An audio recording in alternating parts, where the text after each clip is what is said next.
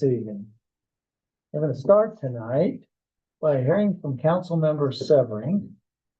And he's either going to give us a thought or an invocation and then lead us in the Pledge of Allegiance. Thank you. Planning on a invocation, Mayor. Yeah.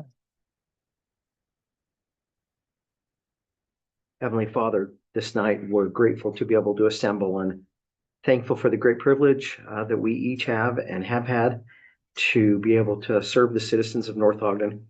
We love and we appreciate them and are grateful to be able to associate with such incredible people. We pray this night that that would help us and guide us and bless us. The decisions rendered would be for the good of all of the citizens in the city. We love and we appreciate them again and pray for their safety and their health and their strength. We pray for the staff and their safety as well.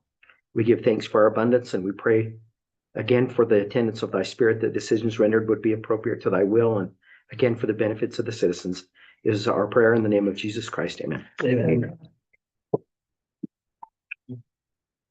I pledge allegiance to the flag of the United States of America and to the republic for which it stands, one nation under God, indivisible, with liberty and justice for all. Thank you, Councilmember Severing. We appreciate that. Before we get into our agenda too deep, we'll have public comments for anyone who would like to comment this evening. And John, I don't know if we have anyone online, but if you would monitor that, we appreciate it. For those of you who would like to comment who are here in person, please feel free to stand there by Councilmember Dalpas at the end of the table. State your name, and if you're a resident of North Ogden, and once again, please limit your comments to no more than 5 minutes. Anyone here like to comment?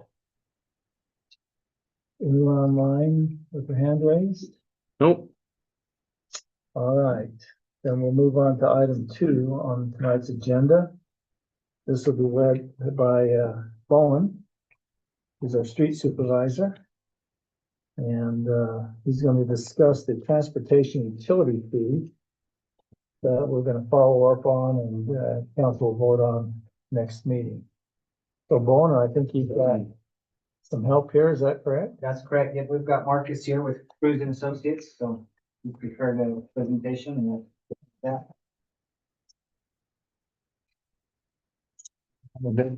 Nice to meet everyone. Marcus Keller with Cruz and Associates. We also have my colleague, Chris Burton. He should be online. I may ask him to share his screen depending on some of the questions, if that's okay. I'm not sure if we can give him access to that or not, but we just want to walk through this presentation with you. We've been meeting with the city for quite a while. It feels like it's definitely been a few months, but with David and Bo and John to kind of determine what the appropriate level or potential appropriate levels of a transportation utility fee are.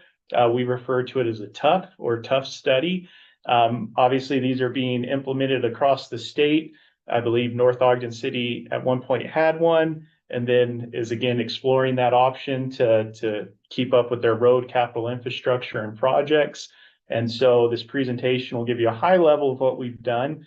And then we can definitely answer any questions and go into more detail, and want to take your feedback tonight. So if there's any adjustments or updates to it you'd like us to make, we're happy to do so. But I think this will give you a good overview of how this is going to look and give you some options for that.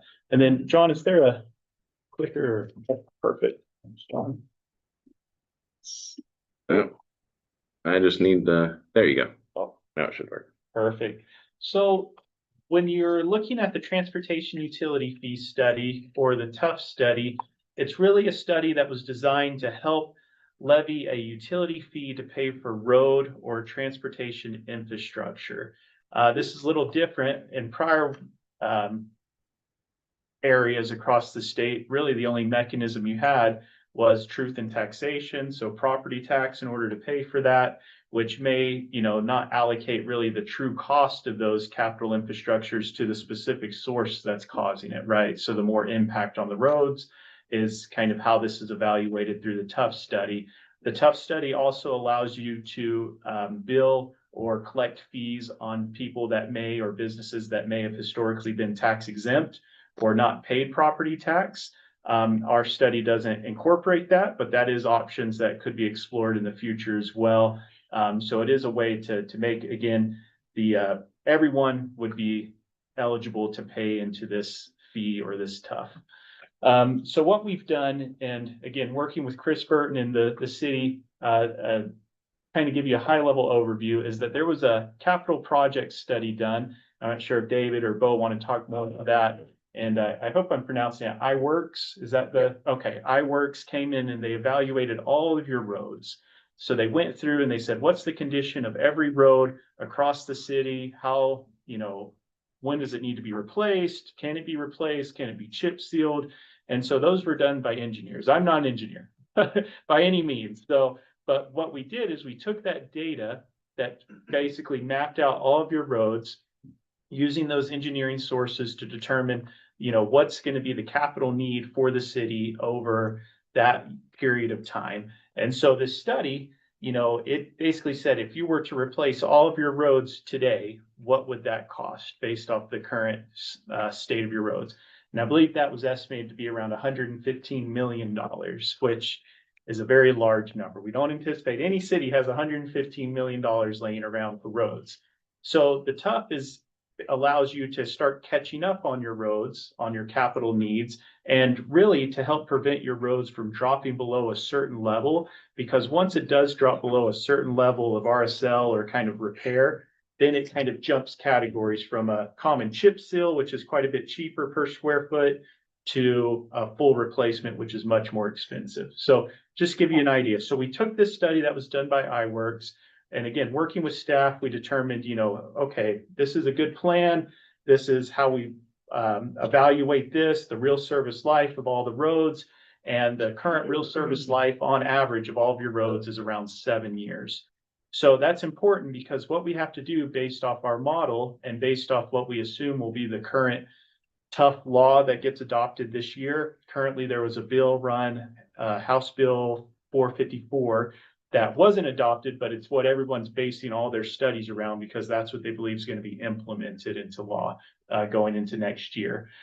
We have to determine what your current level is and what would be your current deficit or funding gap based off what you're already contributing to your roads and what would need to be contributed additionally in order to keep your roads at that current RSL of 7 years or that life. So that funding gap is basically what law or the state has, without so many words, has basically said, we want you to only be able to enable a TUF to pay for the deficit or the gap of what your current road condition needs, keep it at those levels, and what you're currently contributing to it.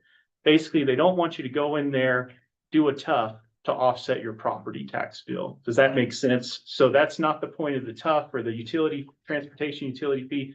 It's to help get your roads adequate funding to keep them at their current real service life for the most part.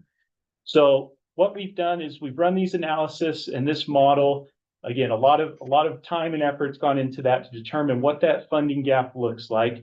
And based off the numbers that we currently have and work with the city, we've determined that there's approximately about a $3 million annual funding gap in order to keep your real service life of the roads at around that 7-year mark, which is a good mark to be because once it drops below 3 years, then you drop into a different category from chip seal to full road renovation repair, and it's a dramatic difference. So as we worked with staff, we've kind of looked at the numbers related to that 3 million, but again, that's a pretty heavy impact. And so we understand that these are, kind of front and center. So we want to be sensitive to the people, your residents, businesses that would be paying into this TUF fee. And so we determined with staff that potentially that if we could get closer to a $1.6 million number, it would do two things. One, it would prevent anyone from really being able to challenge this because we're levying roughly half of what we potentially could levy legally. So that's already giving a 50% discount right off the top, roughly. But two, we felt like that was a good number to start getting things going in that right direction. And then the city council over the next few years could reevaluate again to determine if they needed more money. to kind of see what that looks like. Maybe there's additional funds that come up in the legislature. Maybe there's a combined financing program, something along those lines. But the number we landed on was about $1.5 to $1.6 million of annual revenues in order to get us to where we wanted it to be. We'll go ahead and jump there. Again, basically, this just summarizes everything I said. I probably should have jumped to that slide there sooner. But so what we did then was that we looked at your potential funding sources, and really the only funding source that you have control over that you can actively go in there and change would be property tax, right? I mean, that's the one that you could say, hey, we're going to do truth in taxation this year to raise those additional funds. You know, there's other mechanisms like Class B and C road funds, but those really aren't anything you can do different. That's just what the state allocates to you. And then there's certain sales taxes that can be used for it as well. But again, that's based off taxable sales. You can't force someone to come, you know, shop at North Ogden to increase that revenue source. So really, you have two options. And the second option, as the staff had told us, was that basically any increase in our truth in taxation, I believe by ordinance, has to go towards public safety. Is that right? That was it right at the beginning, yes. Okay. And the council's discussing that. Okay, perfect. So even if you were to go through truth in taxation at this time, we couldn't use it to offset the road expense based off current ordinance, but it sounds like that may change a little bit. So what we've looked at is all based around the TUF study. So what we've done, this is probably what you're the most interested in, so we'll jump right into it here. We've run multiple different scenarios and options just based, again, off these numbers that we've discussed to determine how much revenue we could raise based off certain ERUs or equivalent residential units. So assume that one ERU is really just one household, right? So what would one resident, one household be paying? That's the equivalent to an ERU. And then when you think about businesses, how we do it is how many ERUs would that business be basically the equivalent to. So like a Smith's may be the equivalent to 100 ERUs, right? And that's all based off traffic. And that's all based off how much impact they have to the roads. And all this is done through the traffic engineering handbook. So they have certain equations based off each type of category, whether that's retail, commercial, different types of commercial, different types of retail, different types of industrial. So all these, I promise we're not just pulling them out of thin air. This is all based off what they would call those daily trips. And then those daily trips equate to how many ERUs each one of those businesses or entities would be accountable for. But I always just like to make sure. So when I say one ERU, that's really just like one residential unit. So how much each person, if I got my utility bill at my house, I would be one ERU, and that's how much each one of those monthly bills would be allocated. So sorry, that's just wanted to kind of give a little background here so we're all on the same page. So what we've done is we've run multiple scenarios, and now wanting direction from the group here on perhaps which scenario you're leaning towards, or maybe how you want to reevaluate this. But at the end of the day, we've run scenarios based off kind of a range. So we looked at it and we said, okay, let's start off on what we consider maybe the lower end of the range, which is $10 per ERU, which would be equivalent of a $10 monthly fee for each resident, up to $15 per ERU, which would be the equivalent of a $15 fee per resident. So an increase of $10 to $15. And that's option one would be those $10 ERUs. Options two would be the $15 ERUs. But one thing that we went back and forth on a lot, I think that's probably a fair way to say that, is how much do we want to charge the businesses? Because at the end of the day, businesses are paying a lot for this. And I think North Ogden, as we've talked to the city staff, they don't want to put so much of a burden onto businesses that it hurts them or that it prevents growth within North Ogden City, because sales tax is just as important as transportation utility fees, right? I mean, that's, another piece of the city's lifeblood is your 1% municipal sales tax to help pay for all of your operations. So what we've done is we've run a lot of scenarios, and I'll kind of go through each one to give you an idea of how it's broken down. And then maybe I'll kind of take pause there to see if there's any questions or other comments. But so if you look here, we'll start with option 1A. And 1A would basically be a $10 monthly fee towards residents, a $9 per ERU towards businesses. So that's the equivalent, if you look at that kind of key drivers section there at the bottom, of a 10% discount for businesses. And we do not cap it. So what that means by capping it is that these fees that businesses could pay could essentially get very large very quickly. In some cases, several $1,000s a month, which for many businesses may be unsustainable. And, you know, we all kind of had that same, oh, that's a lot.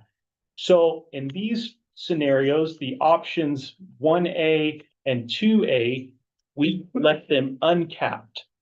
So I would probably say we don't want to spend a ton of time on them because I don't necessarily know if anyone wants to tell a business or show them that they're getting a $5,000 monthly fee to pay for roads, my personal opinion, but we decided to include it. But one way that we've looked at that is we said, well, what if we had these same scenarios with the same discounts, but we put a hard cap so that no business would ever pay more than $500 a month for the transportation utility fee, which is still relatively high. Now, we just picked 500 because that felt like kind of a good round number to go with. But again, feedback from you guys is very helpful. To give you kind of a point of reference, maybe I don't want to throw anyone under the bus. There's a big grocery store where I live, and their current tough monthly fee is $2,400 a month. So it's not uncommon to see these fees being allocated in the thousands of dollars for some of these businesses. Just throwing that out there. And I just want to use discretion, so I won't go into any more detail at this point. But I just want you to know you're not the only one that's having to consider this, if that makes sense. So what we did was we said, well, let's cap things. Let's try to say nothing will ever exceed $500 for businesses. Obviously, residential would be exempt because they're only going to be the one ERU, so it's either 10 or 15 based off these scenarios. But let's also try to see how we could potentially give them discounts, because at the end of the day, we say discount, but what we're really doing is we're saying let's try to offset some of the burden, because not all businesses are created equal too, right? I mean, regardless of what the transportation handbook says on how much impact they're putting on the road, there may be some consideration for businesses when we're looking at it. So you go to option, and let me explain these. So option 1A, with it being uncapped, $10 and $9 for commercial with a 10% discount at uncapped, would generate approximately $1,528,000 in change. So that highlighted row, that's how much revenue each one of these scenarios would produce based off the current application of how we do that. So option 1B, what we decided to do was say, well, let's keep the same scenario, but let's cap it so no business would ever pay more than $500 a month. So everything being equal, it drops it down by about $400,000 a year of revenue that the city would produce, keeping everything consistent between 1A and 1B, aside from capped versus uncapped. And then if you look at option 1C, we said, well, let's keep it at $10, but let's give businesses a 75% discount on the ERU, because again, they're paying multiple ERUs, right? So there may be some justification to give, less impact to it. And that would generate just under $1 million of revenue. So 979,000, which again, that one is quite a bit short of our goal, right? Of trying to get to that 1.6 million. So how can we offset that? How can we increase that revenue with trying not to overly burden businesses? So that's when we looked at option 2 to say, well, what if we increased the ERU, so the residential ERU, from $10 to $15. So that's what the new monthly fee would be. And then we basically kept those discounts at roughly those same higher levels. So we did a $15 ERU with a 75% discount uncapped. Again, I don't necessarily like the uncapped option, but we left it in there so you could see it, approximately $1.555 million. And then we said, well, let's cap it at $500 so that, again, we can try to business friendly, kind of keep things how we'd like to see them in that area. And so then you can see the results of those at 75% discount, capped at $500. So you're only losing a little bit, because if you think about it, the money has to come from somewhere, right? So when you're looking at it, it's, do we want more of this to fall onto the businesses, or more of this to potentially be picked up by the residents, right? But it has to be one or the other. And so, but the residents, because there's so many more, if you look at that second or third column to the right, total ERUs, you'll see that we're showing there's over 7,000 ERUs for residents. So, you know, even a $5 increase on that has a very significant impact, because it's spread out among so many more users or payers into that, versus a business where it does look like there's a bunch of ERUs, but in reality, it's, I mean, it's, I want to say the total amount of businesses was what, 40, Yeah, it was 50 something. 50 businesses. So it's, you know, anyways. So, and then option two, which is, I think the one, depending on, you know, your input today, is the one that we felt like is a little bit of, we'll say, the best of both worlds. You know, even though it is a little bit higher towards residential, it still gets you to that number. You can see under that number, there would only be 3 businesses paying that $500 max. Everyone else businesses would be under $500. So kind of a range between that. And it generates the revenues that we feel like is closest to that 1.5, 1.6. But like I said, this is for you guys to look at, evaluate, give us direction. Every city and town that we've worked with has kind of had the same, I think, look on everyone's faces like, huh. So- Yes, sir. I remember talking to the mayor of South Ogden, several other mayors, Mhm. and they like the utility fee because exempt property tax people. Mhm. Why are we exempting churches? In most cities, they're paying. So that was my thing I was supposed to make sure I mentioned was we are anticipating, the reason the tough law did not pass this last year is because it didn't exempt that group. And so we anticipate the state is going to exempt them this year. So we could impose it and charge it until the state tells us no. Well, it just seems like, you know, when they say we're not gonna exempt them, I mean, they put a lot of traffic on the road. Mhm. And I remember talking with the mayors, and they said the reason they favored that is because it prevented property tax exempt people from paying for roads. And look, I look around the table, and most of us are LDS here, okay, but we can't use that in our decision making. They use a lot of the roads. And they are not paying any property tax. And it would seem like to me, the worst case is we just exempt them if the state passes a law. If not, the other thing I would say is, I think this was an oversight. Citizen member Swanson, when the council passed that, it was all for public safety. When we took the $3.50, which I think was only generating what? About $270,000 a year. Something like that, yeah. And we put that over into property tax. That was kind of it seems like we're double dinging the citizens, frankly, that $3.50 should be deducted from what they have to pay, because they're already paying that in their property tax bill. Now, I understand the council, but when we moved that, we said that, you know, if the state's gonna call it a tax, let's make it a tax. And that was supposed to be used for roads.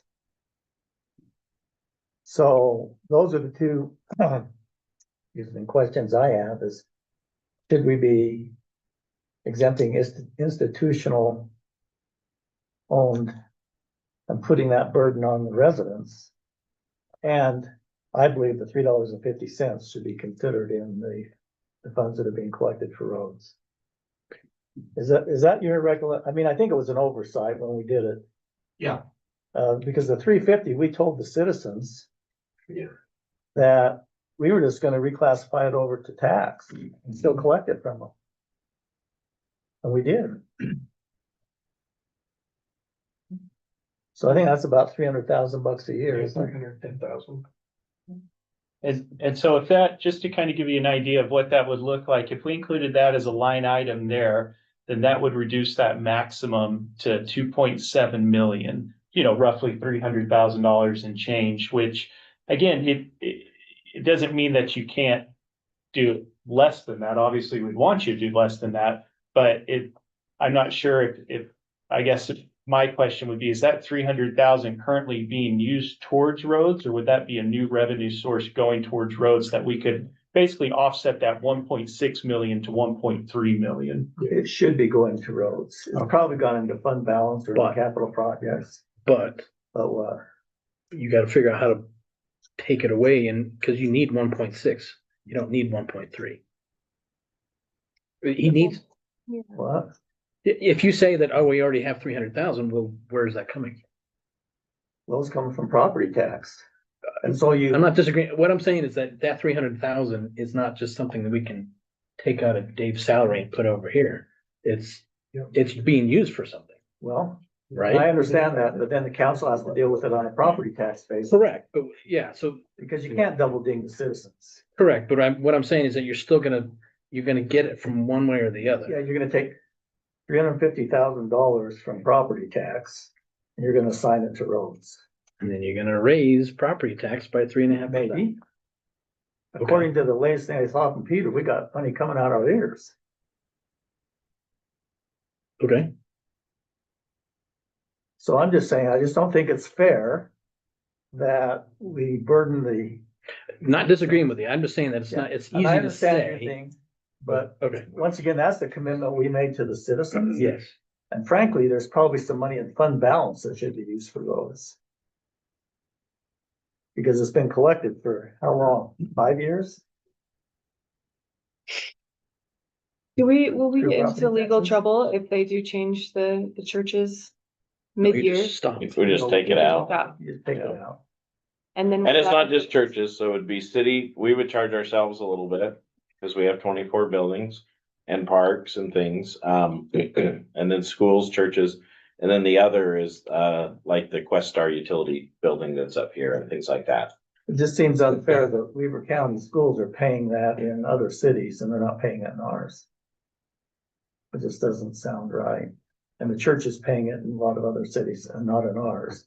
And we're trying to put that burden on the citizens. So what happens if we add all of that now and expect that 300,000, but in a few months it gets overturned and our plan halfway through, we're short of our goal? Is that what happens? No, we fix the budget next year, is what he's saying. I don't disagree. It's just another. Yeah, I mean, it's a tough decision. I understand, Chris, what you're Yeah. saying. But that commitment was made to the citizens. Correct. And just to give you a little insight on that too, and John probably knows this better than anyone with the case law that was with, I believe, Pleasant Grove.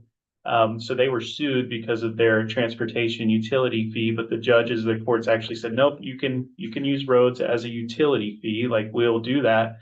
So now we're kind of waiting on the legislature to determine, all the inner workings of that, but legally you can go ahead and apply for one. But this year we anticipate to kind of know the exact boundaries. So like John had mentioned, churches might be taken out, they might be left in, but really right now there's no map aside from the draft bill, and that's what everyone's kind of working off of right now. For schools being exempted in the bill too. No, you can charge schools. Yeah, and Will they pay it? they will when you take their roads out, right? It's kind of- I'm not sure on that one. I know people are kind of looking, I know the biggest one is churches, right? And the biggest one is tax exempt institutions, specifically higher ed. Is it like, I mean, if you look at like Provo, right? That's a huge deal because the entire half of Provo is tax exempt. So there's areas like that this is, kind of their saving grace, because now they can finally start getting in front of it. But I think everyone's starting to reevaluate that and say, well, gosh, if I go through property tax and I raise it, it still only affects my residents, even though there may be certain people or certain institutions on this list that are really causing a ton of impact, but aren't paying it. So this TUF really gives you the ability to maybe get some of that back from those places, but it doesn't require you to do that. So when we first met with staff, the direction we've gotten was, hey, let's take those off for right now, but we'll meet with city council to determine how they feel about it, and we can update it at a later date. Yeah, I think we need to put it back on. Just looking at, I was just, the Far West one that they did. So I mean, the max that for one church was 179 a month. Yeah. So, you know, and then schools gets a little bit more. Weaver Fire District, what is it, $70 a month? But some of them are $2,000. Yeah. So, I mean, And I the think big we- yeah. industrial grocery stores, Maverick, I mean, those are the gas stations. Those are the ones that are getting really hit hard, especially when you can't share it around more ERUs, right? If we were able to include those, which sounds like you guys want to look at scenarios, including those tax exempt facilities, then that means everyone else's is going to be lower, because if our goal is to hit, you know, roughly 1.6 million, then that burden now gets shifted onto them as well, which is helpful, right? To spread it out. yeah, the Far West Maverick, 6,500 a month. Yeah, they don't cap it. Associated gets, look at Associated. Yeah, I saw that. But It's huge. but still, Associated isn't as much as that Maverick. So, and that was incredible. Yeah. We should, you know, they got a lot of trucks on the road, so they should. Because of all in now, Yeah. right? Yeah, exactly. It's based on the daily trips. And so that's how the calculation goes into. It's based off the square footage. And then you multiply that, you do an analysis based off those daily trips or how much impact they're bringing on the roads. And so places that get hit hardest really are going to be your grocery stores, your gas stations. And I personally don't know if exempt facilities are going to get taken out, but I have a very strong feeling that businesses are going to be looking at this with a microscope, because how many Mavericks are going to pay $6,500 a month before they start saying, like, we're paying how much? And, you know, they try to be everywhere. So I think I'm curious to see what the final version of the bill looks like. 1,600 for Associated. Which churches don't have that It does. impact, though. It's like, what's And they're the tearing up those roads. No, it's smaller. Yeah, absolutely. It's smaller. So they're still gonna be lower, but it's still gonna be, you know, within probably the couple $100, which, you know, is very, everything helps, right? Because now you can start reducing other ERUs, right? So now instead of maybe 15 to get us there, we're looking at 13 or 12 or whatever that number looks Can I like. ask you a question? So, the small, medium, large businesses, the numbers that are on the chart, are those average? Or if it's deemed a small business, then they all get the same bill? So each one, and our model breaks it out, it's based off business type too. So we have to tier it based off small, medium, and large, but also within those categories, it's what type of business is this? And so, and the full thing, similar to Far West, would have an entire breakout of all the businesses and everything, what that looks like. And I think once we get more direction to kind of get a more up-to-date model, we can bring that with us next Yeah, time as an okay. exhibit, so you can kind of see That's- what that looks like. But we were trying to just get a little bit more feedback, because we figured it would change. We just didn't know which direction you wanted to change it into. So it'll be substantially different. We just didn't want somebody to look at these meeting minutes and be like, oh my gosh, they're gonna charge me Yeah. $6,000 a month. And it's like, no, but I that's what it would show. I think we have to cap it. I don't think there's any way that you can't cap it. I think you're right, because our other fees are like second highest in the state, most of them, isn't it, John? Did you tell me that? Impact fees? Impact fees and things, transportation, impact fee. I mean, With our new adjustment, our impact fees are some of the highest in the state, because But we're that's the just most one up to off, right? date. That's not a monthly fee. yeah, but when a business is looking at coming in here. Right, yes, that's correct. The cost, and the ground is so expensive, right? So that's the difficulty we have in attracting businesses. It's so expensive and it doesn't pencil out. That's why we're working on that big project right now, because you know, it's the major sales tax contributor to the city, but it doesn't pencil out based upon all of our fees and the ground costs. And I will say that on this chart, that staff, same thing, we kind of gave some direction, said, look, we think the maximum we can impose on residents today is $15. If we really wanted to get our roads to where we want them to be, which is in the 12 to 15 year remaining service life, I mean, you're talking $40 a month. And that's just not likely, you know, and this kind of maximum column where it's $19 a month is kind of a, hey, if we went with our original goal of $3 million a year, that's what it would look like. And looking at those large businesses, so there's 4 large businesses in that category. Between those 4, they would pay $40,000 a month. And, you know, like one might pay 15 and another one might pay 7.5, but that's the kind of numbers you're talking about when you're talking that uncapped at the $19 an ERU number is, you know, there's likely one of those 4 of the largest businesses just, and you just think structure size, it might be close to $20,000 a month. Who are the 4 largest? So if you think of the 4 largest structures in the, Defined here. well, so it's the 2 grocery stores and then the hardware store and then the corner market / pharmacy, Market. Walgreens. Oh. So, but so Might not be those around 4 stores would, if it was uncapped at the $19 an ERU, would pay $40,000, not each, but total a month. And so that's what I'm saying, like one of them might be 20,000 and another one might be 7,500.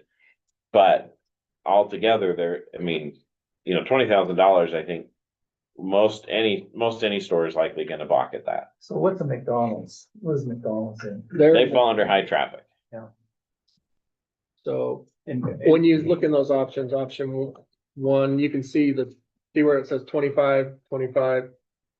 So all your fast food falls under there, all of our gas stations, 1,500 a month uncapped. it would be over $500. Yeah. But yeah, I mean, a lot of them get, cap of 500 may be a little bit low. I mean, having seen a lot of those businesses, financials, they're making a lot of money. Wendy's was well, and 26. when we talked, we thought like option 1A, there's 25 businesses in there. I don't know if there's 25 businesses that I can count that would. Like, I think that there's more than 10 that could handle the.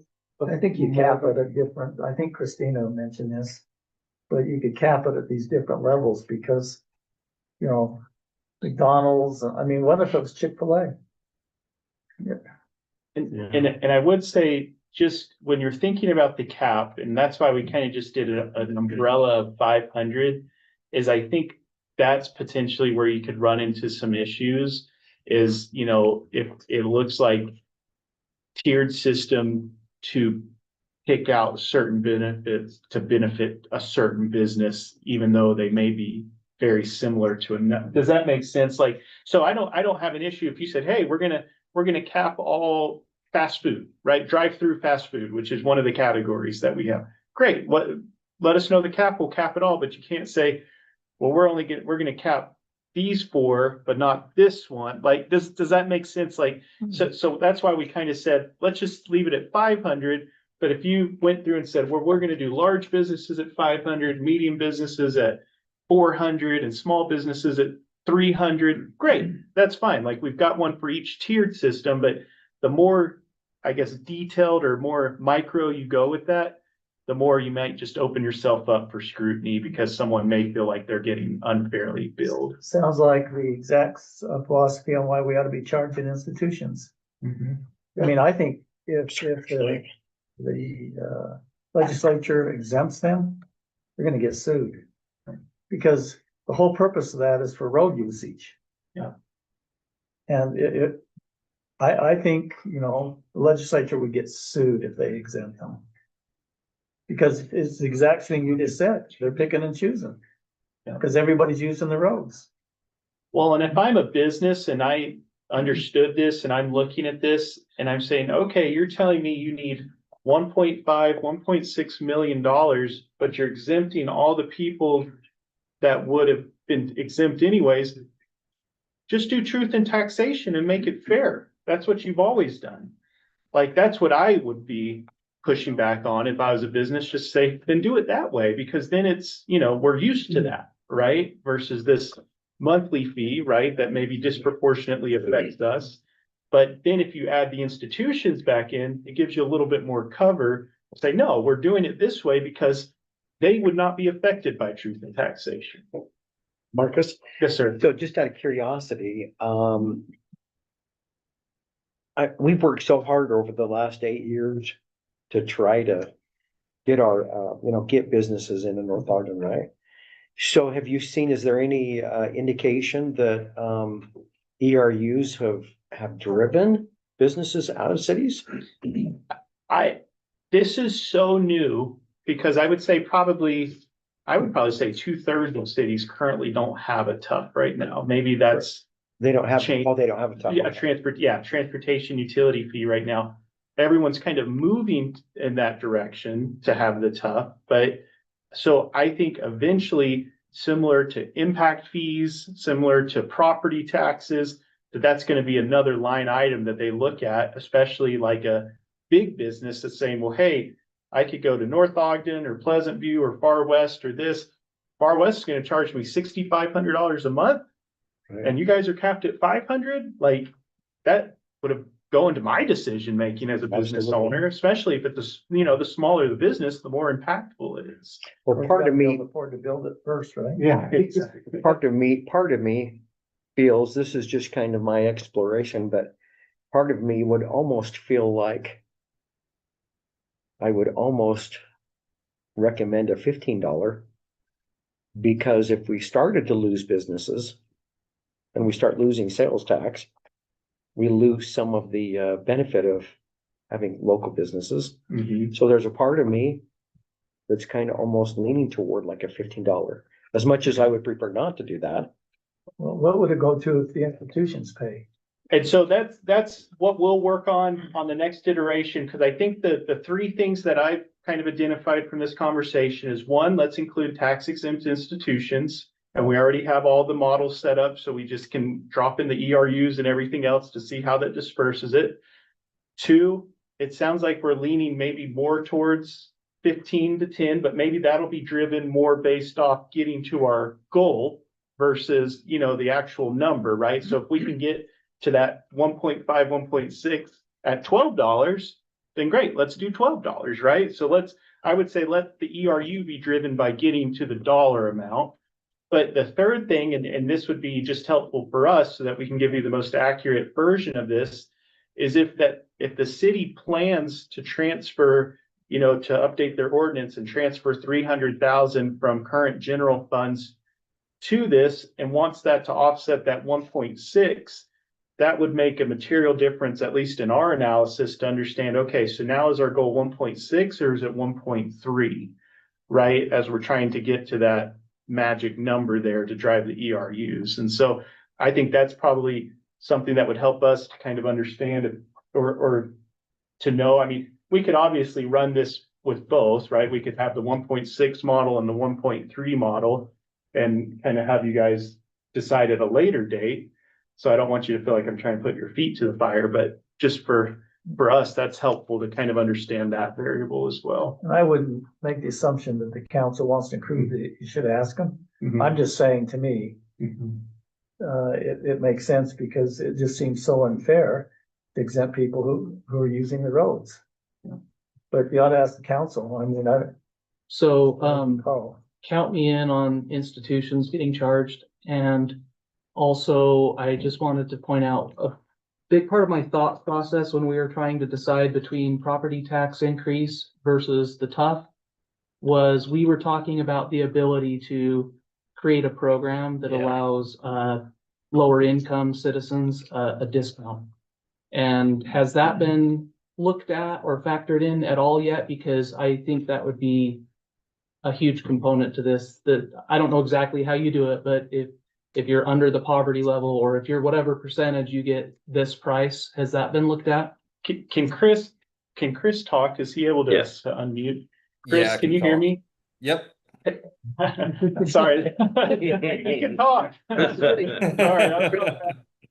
Hey, Chris, remind me, when we're looking at the ERUs, Yep. do townhomes, apartments, mobile homes, do they have a lesser ERU, which I think would maybe accomplish a little bit of what we're looking at there for their billings on this? They do, yeah. So there's four primary categories. You have single family detached homes, single family attached, so think like a duplex, and then you effectively have apartments and then condominiums.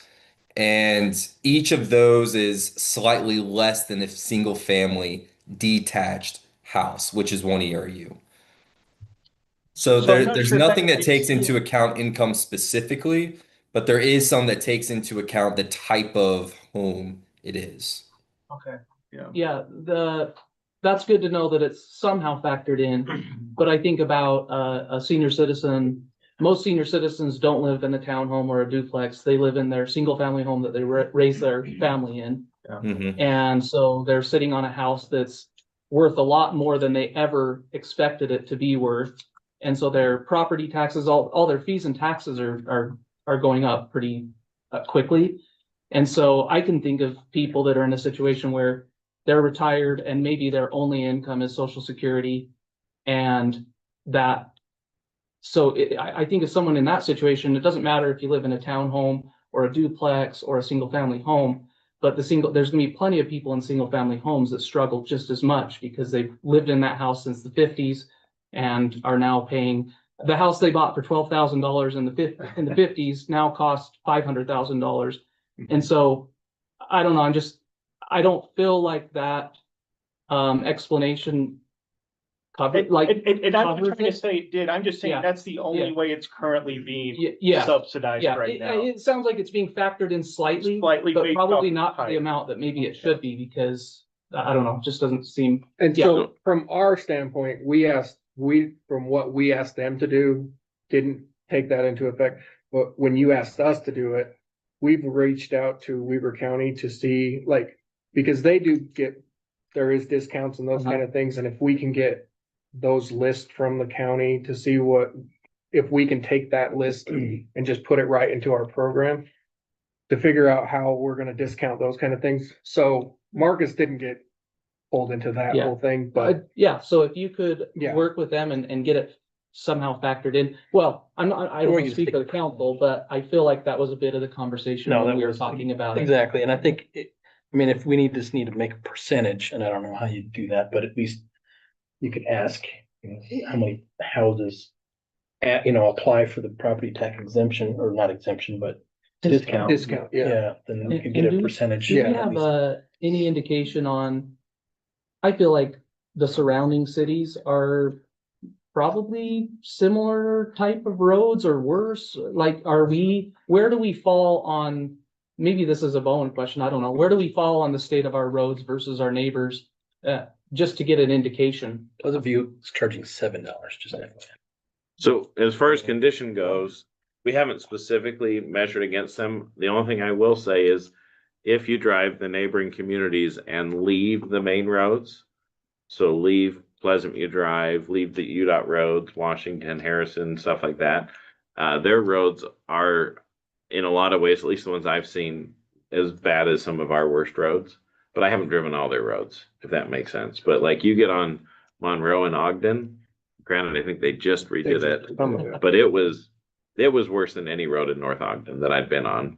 But Far West, looking at their thing, it's about 7.5 for ourselves, so that's pretty close. Oh, And they okay. picked $9 for theirs. Yeah. But there's, like I said, but they didn't have any cap on any of their commercial stuff, so that's.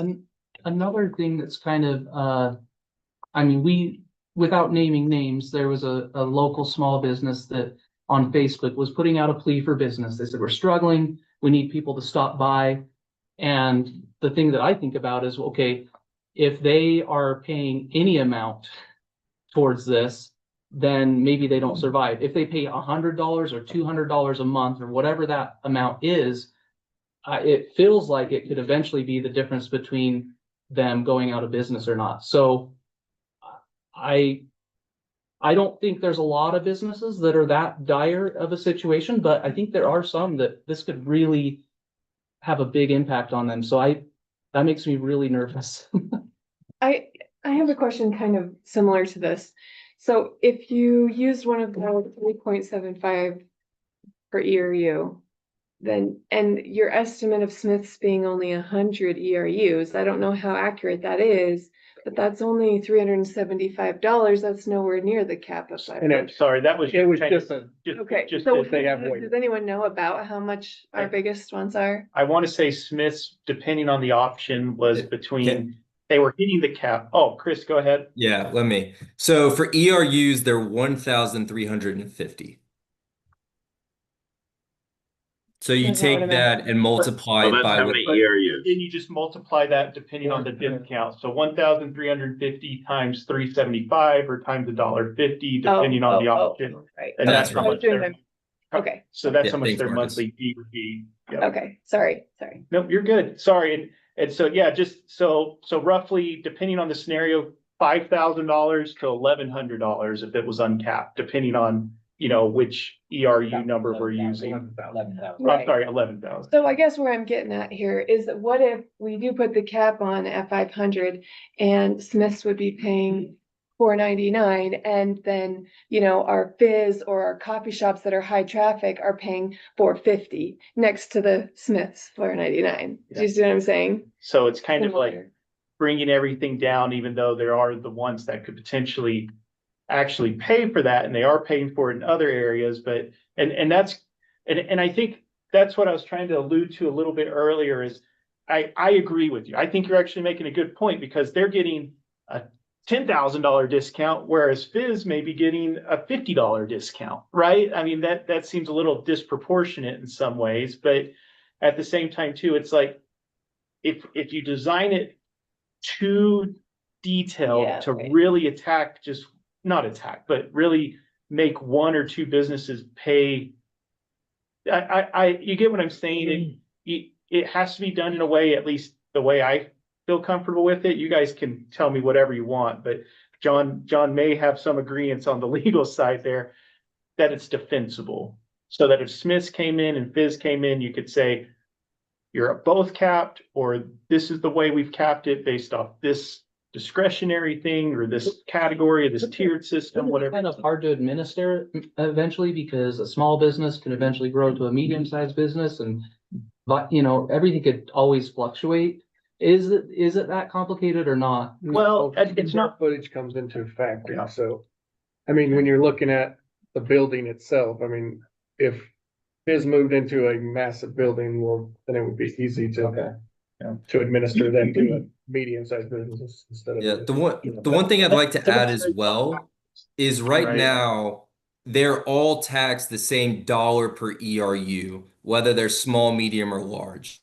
So that can change based on the guidance you provide. But as of now, all commercial properties are taxed at a specific dollar per ERU.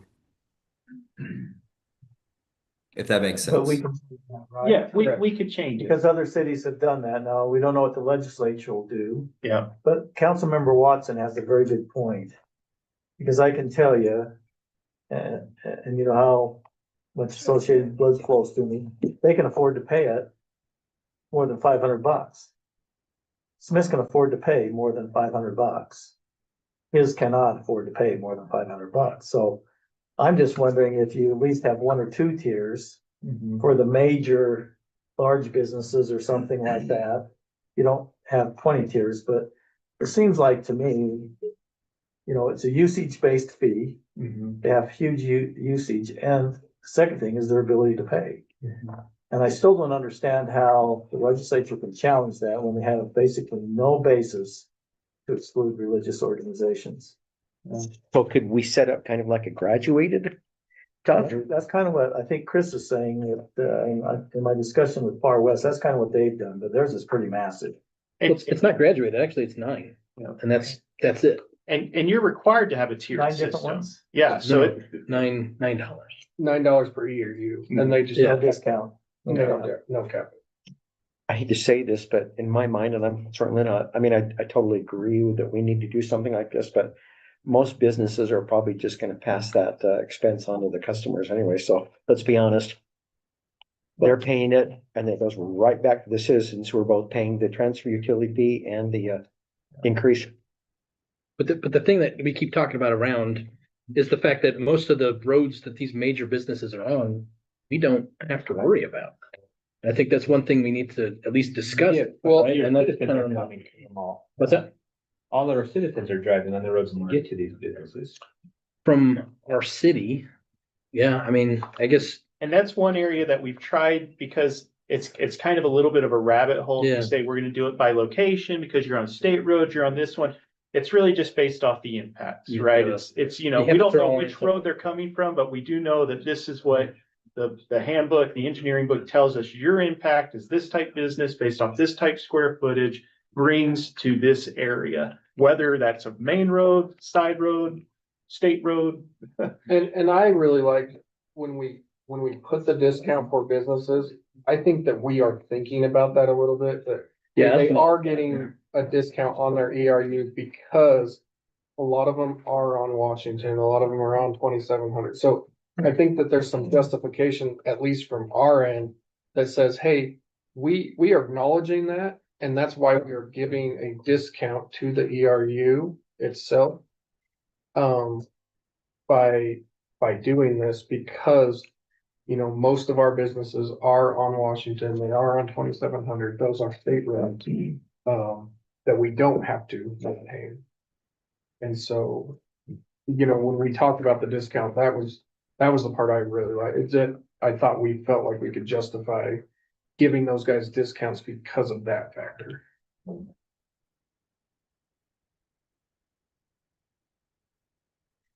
And it sounds like too, I mean, and we can work with Bo and David and John on this too. It sounds like you're saying that there's probably some businesses that probably shouldn't have, or at least that 500 cap's a little too generous. There's probably other businesses that need to be looked at a little bit more, because even a couple $100 could be, you know, the difference between them being here and not being able to function. And so we could definitely, and I'm sure they know which businesses are going to be the most impacted and so forth. So we could go through and update our tiered system, try to maybe make it more equitable between, you know, small and large businesses across in the city boundaries. I guess, you know, it kind of goes back to those same questions though, is, you know, do we now want to target 1.3 million? And if you do like the cap system, or what do you think is an appropriate cap for some of these larger businesses that you feel like might be able to pay more? Maybe we remove the cap. I mean, those are things that would be helpful for us. To me, 2A and 2B are kind of, I think, where we're heading towards Okay. when it comes to number one, discount, and number two, cap versus uncapped, to see what that Yeah. provides. Gotcha. But it sounds like that $15 range, maybe it's a little less when we put in institutions, but that higher range, so that businesses have a little less impact, is where everyone's leaning towards right now, with the potential of having some discounts. And what we can do is, like you said, if we could just get a percentage, we know the residential ERUs, we could just make, you know, what we anticipate the residential ERU discount amount would be, or the ones that would get a subsidized rate, and just have that model. It may not be 100% accurate based off what actually comes in, but at least we'll account for a portion of that, right? I've got to, beat a dead horse, I guess. 350, the 350 needs to be considered somewhere. Let me just remind the council what's coming down the pike here. There's scheduled water increases every year. As Chris has brought up, the state now, who is so proud of cutting taxes, is now going to put a water tax, basically a water tax on us, because we have our own water system. And you just need to kind of look at this, you know, $15 doesn't sound like a lot. But to me, you ought to try to get that as low as you can by charging the appropriate people and using the money as it's committed. Because if I look around this table, $15 probably isn't a lot to people around this table. But I can guarantee you, it's not just $15. When you start adding this all up, what's coming down the pike, it's probably $30 or $40. And that's kind of where I was headed next, is the plan. We can't just pick something right now and go, well, we need to say, hey, you know, how does this fit into our 5 or 10 year plan when it comes to fixing roads? Because if we say, well, we just need 1.6, okay, but the citizens need to know, well, this is 1.6 this year, but it's going to be 3.2 next year. I'm making up numbers. 5 the next, 10 the next, or is this cumulative? And then we just want to stay at 7 for the rest of our, 7 ourselves for the rest of our lives. I don't think that's, like you said, we want to get higher than that. 12, what do you say? Yeah. And how do you do that? And I think that's something that needs to be also put down on paper, kind of like how we were doing the tranche thing, is put it on paper so that the next person, heaven forbid everybody gets hit by a bus, but so that, someone knows to pick it up and go, oh, this is what they wanted to do. And we can't keep changing stuff either, even when you got to stick to something that the citizens can understand and trust, because that's most arguments I get from my wife and family. Like, well, why are you doing it that way? Well, that's what we said we were gonna do. Because if you look at it, before Jamie left, she put in a 5-year plan of what would have to be increased in enterprise funds to meet the identified needs, right? Correct. And we probably should be publishing that. Other cities have published, here's what you can expect over the next 5 years. Because we know what it is, right? Yeah. Then you add this in there, but, Dave's the expert on this, but I would assume that $1.6 million this year, just on inflationary costs of asphalt, and et cetera. That's my point. Yeah, it's gonna be $1.7 million or whatever that is, but, I just think you look at the whole situation, you gotta get the money, but how you get it needs to be looked at, because, citizens are already paying that $3.50, they've been paying it for 5 years. And then to exempt institutional. I mean, I don't know how the state feels like they can do it other than, They didn't read the bill anyway, so. yeah.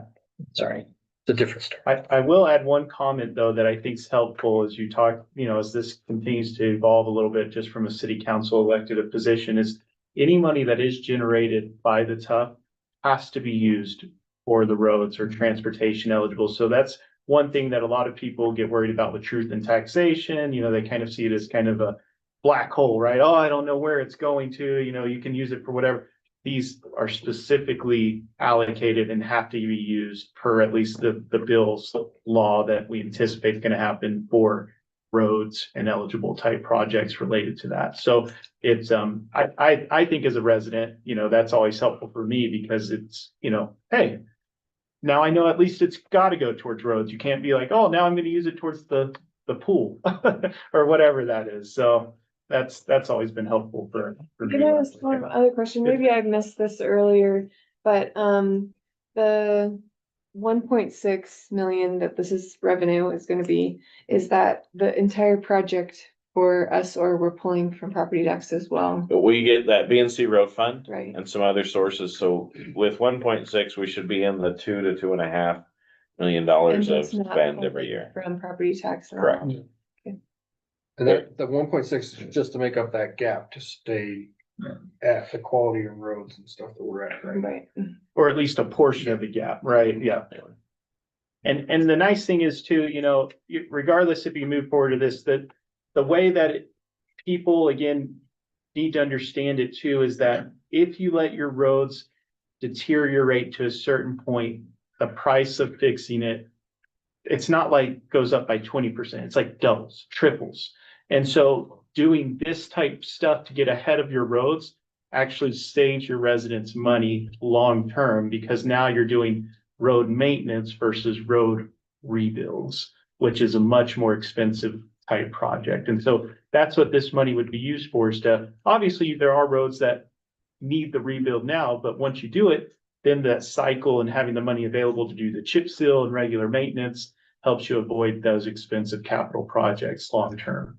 And it does have to be reapproved every 10 years if it is adopted. So, regardless if you do this plan now, in 10 years from now, similar to like a RAP tax or something like that, you have to go back as a city council, update the plan, and then redo that study. Where did we come up with residential? That's not just water, because I thought we had like 68 or something. 72, okay. So how do we, anyway, this population thing, different conversation, sorry. Yeah, that came straight from utility billing, so that's. Right. Simple math, isn't it? Anyway. Is there any other questions or feedback? I dominated so much of your time tonight. I feel bad for even talking anymore here, but it sounds like a little bit higher on the residential. We're still gonna target 1.6. We will include another 1.3 scenario so that you guys will just go ahead and see the difference. So that doesn't tie your hand today on how you need to proceed with that. That's not hard for us to do. So we'll go ahead and do that. And then I would just, it sounds like just work with John and David and Bo on maybe updated tier lists for businesses to make sure that equitable between all the businesses. So I'm guessing, John, you can probably lead us on that. Yep. Are Endeavor we there. agreeable to institutions? And then, oh, sorry, and then institutions, yeah, and that's, yeah, we have that number one. We'll include those and they'll be based off the average daily trips, just like everybody else and what their category falls into. So I'm actually kind of interested to see how that, just putting them in, how it automatically affects everything. Well, Yeah. for Far West, it's $2,000 just for the junior high. So. Yeah. And like churches are $200, so it's Yeah. gonna be like 36 grand a year for. Well, and I may have misunderstood, but I don't think it's our intention to charge the residents more. I think we're looking for a way to meet this number and minimize the amount we charge, which would be through the things you mentioned, the institutional. I don't know what the council wants to do with the money that's already being collected, but, it needs to be probably looked at with and without that. That's what he said, 1.3 and 1.6. Yep. Well, I think that should reduce, if we charge institutions and we use that money, it should reduce the amount we're charging the residents. Correct. I was just saying, if we start at that 15 and then let it move down, because the other option would be, well, let's start at the 10 and move it down, which is obviously a much different process. So we'll start there, update it, bring it back to your guys' review. We'll have more information. I think at that point, we could probably have some of the business information for you too, broken out a little bit. We were a little bit just skittish about bringing that on the first meeting because we knew it was going to change pretty substantially anyways. So we just didn't want anybody to get upset because we knew it was going to change. I do have a question for, let's just talk real quick, large businesses, medium businesses. Do you guys have a thing that you don't, I mean, cause just like Marcus said, there are a few businesses on there that you're talking, depending on which option we do, it's anywhere from $5,000 to $12,000 a month. I mean, is there a cap that you do want us to, maybe it's not 500, right? For that large and medium sized businesses, but do you have a cap that you would not feel comfortable going beyond that so that we can at least have an idea of where to start? Question. I'd say for large, I mean, if you're talking there's 4, the 4, right? I mean, you'd go $1,000 and then step it down from that. I mean, Walgreens is so much different than Smith's, so it's a hard one. I don't know. But they are different sizes, so they aren't the same price, Okay. but they are, I mean, they're in the same category and they're gonna get capped at the same, but one Different might hit the cap and area. one might not, right? Yeah. But I just wanted an idea of what you guys are thinking that cap is, because like I said, there's one of them on this list out of the 4 that their max was $12,000 a month, so. Yeah, let's definitely get that. So it sounds like 1,000 is kind of a good starting point for some of the larger ones, just to kind of give us an Well, idea. because what was Smith's? You said 11 ER, What was- ERUs?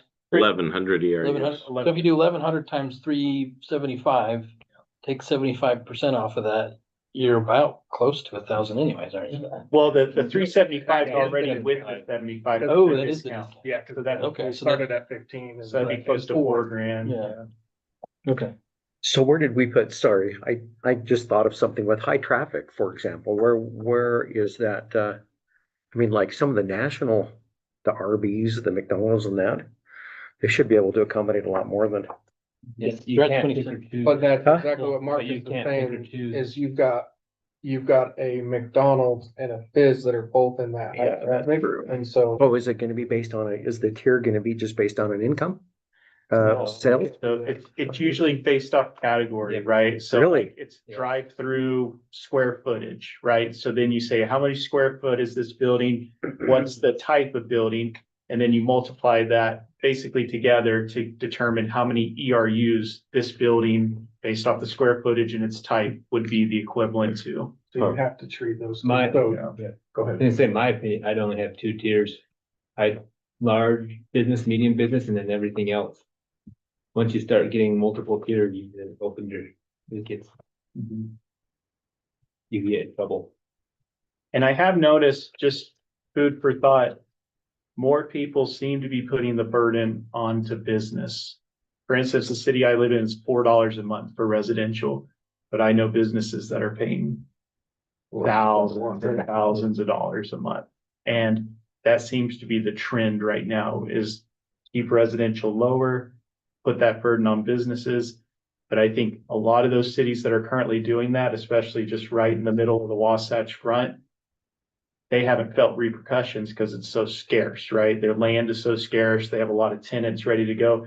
The further you get off the main corridor, or the more north and south you get, the more I think it affects you. And so I think it's, don't, even though I say that, don't use that as a gauge to say that's what we should do. I think it's just, that seems to be what a lot are doing. But let's be honest, it's a pass-through expense. McDonald's isn't gonna pass it through. Huh? McDonald's isn't gonna pass it through, neither of the grocery stores. They can't because they have franchise pricing. And the grocery Any stores- business that's gonna be able to pass it through, Neil, is The gonna grocery pass it. stores have a tough time because it's such a competitive, low margin. It's competitive. So, I mean, it's just going back, one way or another, it's going back to the citizens. So they're gonna pay it, and they're gonna pay it a tough fee, and then they're gonna pay it when they go to the Maybe grocery if store. we do have this umbrella number as 1,000 instead of 500, that will alleviate the 1,500 for the residential. Yeah. $15, sorry. Yeah, and it's gonna help, right? Because it's Yeah. gonna push that down. Institutional is gonna help too. So Right. let us update those numbers, and when we come back, we'll have the two different, probably less options. Yeah. But a 1.6, 1.3, with probably one or two options in each one to kind of get to that goal. And then we'll also include, if you would prefer, some of the businesses that are gonna be on the higher end of that, if that's helpful. Again, I want to preface, that's all estimates, so. I think Maverick will feel pretty good about $1,000 a month compared to 5,000 far west, but Chris always encourages us to do this, and Councilmember Severing has a good point. We're a little bit different when it comes to businesses because all of our other impact fees, that's the first thing they have to get over as a hurdle, say, can I afford to build here? Then our impact fees, our transportation impact fees are so high. So, you've got somebody like Pleasant View who's got buku property tax from, businesses. And Manufacturing. yeah, okay, so I think you gotta look at the whole big picture. It's very expensive for businesses to come into the city and to operate here. So you gotta find that balance, I guess is what I'm saying. By looking at the whole cost of this business here, but $1,000 shouldn't break anybody. Thank you. It's really nice to Yes, meet Marcus, you you guys. did a I great wish it job. was better, it's never a fun conversation, but we've been having them a lot, and we appreciate your input. So thank you guys so much for the helpful feedback, and we'll just keep working with the team here to get it to where you want it. Thanks, Marcus. Thank you, guys. Thanks, Chris, online. Appreciate it, We didn't Chris. forget about you. Thank you, guys. Yeah. Perfect, thank you. Y'all have a good night. Thanks. Thanks, Marcus. Okay, John, you're gonna lead us in the next discussion about RAM? Yeah, we thought we'd break up the transportation discussions with a little bit of fun. Talk about ramp, recreation, arts, museums and parks funding. So council, as you know, every year we evaluate projects we are looking at to see if we want to apply for grant funding. Marcus actually mentioned the RAP tax. So some entities have decided on their own to charge up to 1%, maybe it's 0.2% on sales tax and put that into arts. Weber County as a whole has decided to do that, but it pushes it all to a big pot and RAMP is the one who manages that pot of money. In the past, RAMP has supported several really good projects and activities. But to apply for it, we like to have the council's input on it, since you're the ones that holds the purse strings.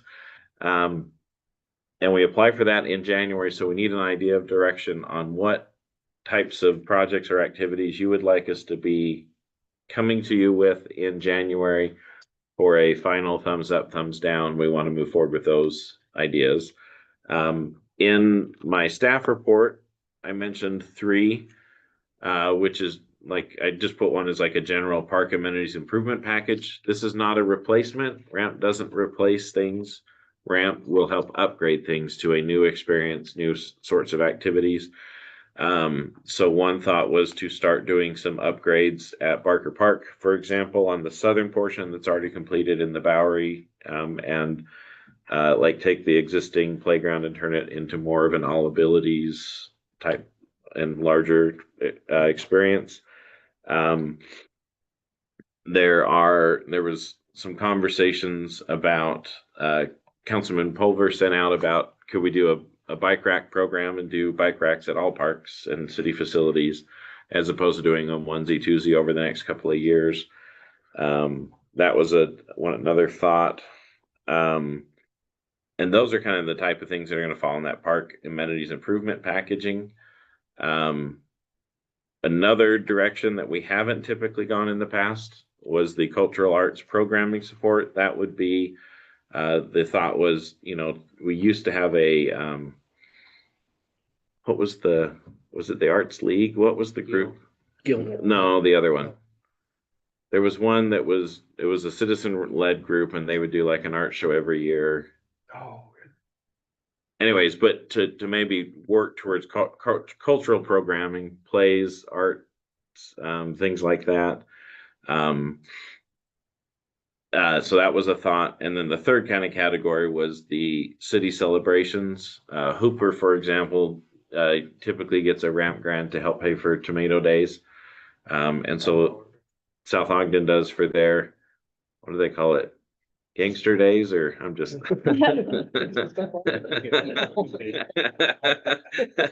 Record too. Well, it's because this last year they had some issues with some kids that were causing issues, so Matt would hopefully appreciate the humor. And so that was another thought of a category. And so this is just, a discussion on what direction you would like us to focus on, so that we can get numbers, put together some estimates. I really think that we would do well to continue to focus on activities in areas where we can either get some money from residents or donated time, because both of those things weigh very heavily in the RAMP discussion and extend the tax dollars further by looking at outsourced resources. And then there are some other things, for example, like if we did the cultural art programming, RAMP doesn't pay salaries, or doesn't pay for food, but it could pay for things like if we were buying the rights to a show or set pieces or things like that. So those are just a few thoughts. What direction are you thinking, council? Is there, because I know we were trying to get signage, is that what you would call it, Scott, for trails and hey, this is the trail, pointing to the trailhead that we have, over by the green waste, the Frisbee golf place, if that's what you're calling it. Can't remember what we're calling it, things that Rolf. things that people go to or they don't know about. I mean, there's people that live, I don't know how long I lived here before I didn't know about Barker Park. So there's a lot of little things that I think, either through signage or maybe just trail markings. I don't know, stuff like that kind of goes along with the bike kind of thing that people need to know about, or some kind of advertising as a result of that. I don't know if that's something that RAMP can do or not. I think if it was tied to trails, there'd be an opportunity there. And I do think we have some estimates on the number of signs that it would take based on some wayfinding program money that we got in the past. So that would be one that at least we can bring back to the council in January with, here's the numbers so that you can. Because I would you could even tie that to the bike racks, just say, hey, this is what we're gonna do. Okay. to me, all the already scheduled things are no-brainers to me, like for, like we have capital improvement funds for our playgrounds. I can't remember. So can it go towards that or not with ramp? It cannot just to replace. But if they were to be slightly upgraded or enhanced or improved, it could. So Yeah, go ahead, Dave. I was just gonna say, so that's why we kind of suggested Barker Park, because Barker Park's playground's pretty small as far as the footprint that we have there. mhm, So we were trying to put basically double the size of the playground that will be there. Which they would do that because we're increasing it. And then the other thing is I don't know how many people have actually noticed, but there's that little hexagon Bowery that's just right across the Mhm. way from the playground. We've talked about enlarging that Bowery too. The reason for that is that Barker Park is probably one of our least reserved parks, which is kind of crazy but it's just based on that Bowery is so small that nobody really reserves it, right? mhm. You know, you look at Loman View and some of these other ones that have a bigger Bowery. You know, we get tons of reservations, and I think John actually had, Tyler's put some numbers together that how many reservations we get at each of those parks, but Barker Park's way down there on the list, and so we talked about upgrading the playground, upgrading the Bowery, all on that south side to encourage more, reservations and a nicer playground there. So basically, since we know that we have them, at least in the last while that I've been here, and probably longer, we've had budgeted for a playground every year. Correct. So it seems like it'd make a lot of sense if you're expanding that to apply for ramp in that situation. Cherry Days sounds awesome. That was a surprise. Guess I'm kind of surprised we've never requested it for that, because yeah, we were always paying money for it. Yeah. And can Have we, have we never requested ramp for Cherry Days? Not that I'm aware of. Well, and Cherry Days last year didn't get the fundraising that we expected, right? We hoped our goal was to get around 55,000 and we ended up getting around 30. So we still got money. It just didn't meet our goal. So maybe this is a good time to include the ramp since we aren't meeting our goal there. And it would allow for programs like the luau to continue. Hey, John, Mhm. we have somebody that knows a heck of a lot about ramp. Maybe he has some suggestions or something. I got nothing. I didn't know. The wayfinding signs, Weaver County submitted a grant application 2 years ago for wayfinding signs, and it received zero support.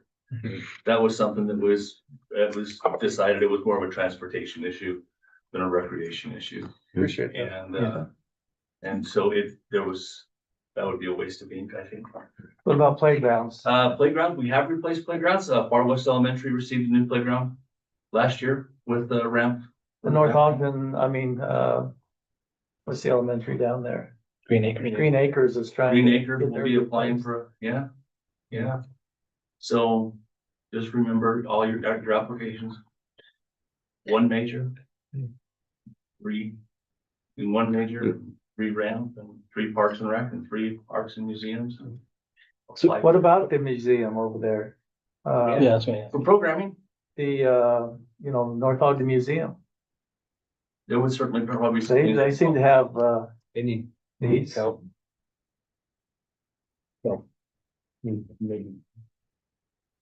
The dog park for Bowery's and the dog. Yep.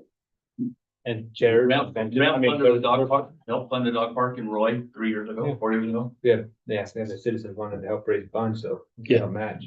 And then would we, for the arts stuff, you were talking about not buying, but getting the rights to things. I mean, how much would we be talking for plays and stuff like that? Would that help the what do you call them, companies I mean, do that? We've got 9,000 bucks. How much do we have there that we made this year that we could use as a match? we have 9, but we also would be able to include all the volunteer hours for a show. So the actors don't get paid, so we can include their volunteer hours as time donated. So we could get quite a bit. And like the Ziegfeld Theater in South Ogden, they get a pretty good grant for programming every year. And I'm not saying that we'd apply for that level, But as was mentioned, the minor grants are anything less than 200,000, and we wouldn't be applying for $100,000 Yeah. towards something. It'd be probably in the lines of, you know, 20 or $30,000 towards programming, but we would need to outline it's these shows on these dates so that there's some structure to it. That we can get ready in the next 6 weeks. It's just, it'd be a lot of reliance on staff and the few community members we've been in contact with to set the programming up for the next Sure, summer. they'd be like, save 30 grand, sure, yeah. What kind of stuff can you get from museums, Kevin? It's programming stuff, so no buildings, no equipment like that, but they can, it's the same as art, the same that you would do with the art What kind programming. of stuff have you seen on museums? Can you recall? I haven't seen a lot for museums. A That's lot what of it is arts programming stuff. So no parking lots. Yeah, I was gonna say. No, that would be parks. That would be parks. Yeah, we built some really nice parking lots in West Haven. That's something the museum requested, Right? was better parking, but Yeah, but because with arts and museums, they can't. But it's in a park. but it's right adjacent to the Expanded park, on. so, yeah. So that you might Loophole. add, you might work it so you add to the parking and they share with, Yeah. Museum benefits. John had, the light bulb came on. Yeah. I imagine programming for the museum would be, for example, they have an open house coming up for Christmas and they're inviting the community to come and see their museum and they probably have, I think they have treats and stuff available, so I'm sure that they'd probably help towards something like that. And correct me if I'm wrong, but I think you can help like create like I hate to say like an art installation, but you can use money for that, but you can't use it to fix the roof. So like if they were gonna take their stuff and create hey, here's all the North Ogden founders and we're gonna create a new exhibit around it, they could get money for that. Artistic roofing. Artistic roofing. If they put them on the roof, then yeah. Like the senior center would like a place to display their artwork. Yeah. And I think something like that would qualify. I'd have to double check, but I think like a display for their artwork. Yeah. But not their, What about park infrastructure, Kevin? such as, We're now going to spend a lot of money to get an infrastructure plan for Parker Park, mhm. $100,000. I don't think they paid for the plan.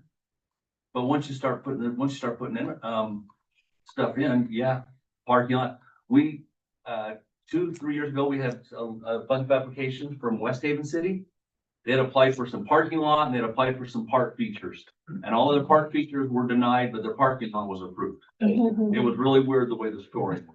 You need But now they have a really nice, infrastructure. they have really nice, they've gone through a Top of the couple of line years. parking and like, not as But it's good. been a couple of years and they've added, and so they've. I wonder if we did that. Because you have to put the whole infrastructure in to get the parking lot. So I wonder if we tied the $200,000 into need of a parking lot for arts and, because it'd be basically for use at the amphitheater. But you can't put just the parking lot in, you have to do all the rest. So I wonder if we said, hey, we want to apply for a $300,000 ramp grant For a major.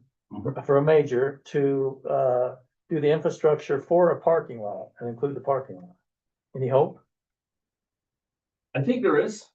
We have to really It needs a dig little we hope. have to dig into it a little bit more, but I think it's possible. I think it might be I something. mean, just thinking, move that We can along. look at doing it over a few years. There's no guarantees on money, but you look at like what Washington Terrace has done with Romer Park or Oh, yeah. Ogden City did with Marshall White. Right?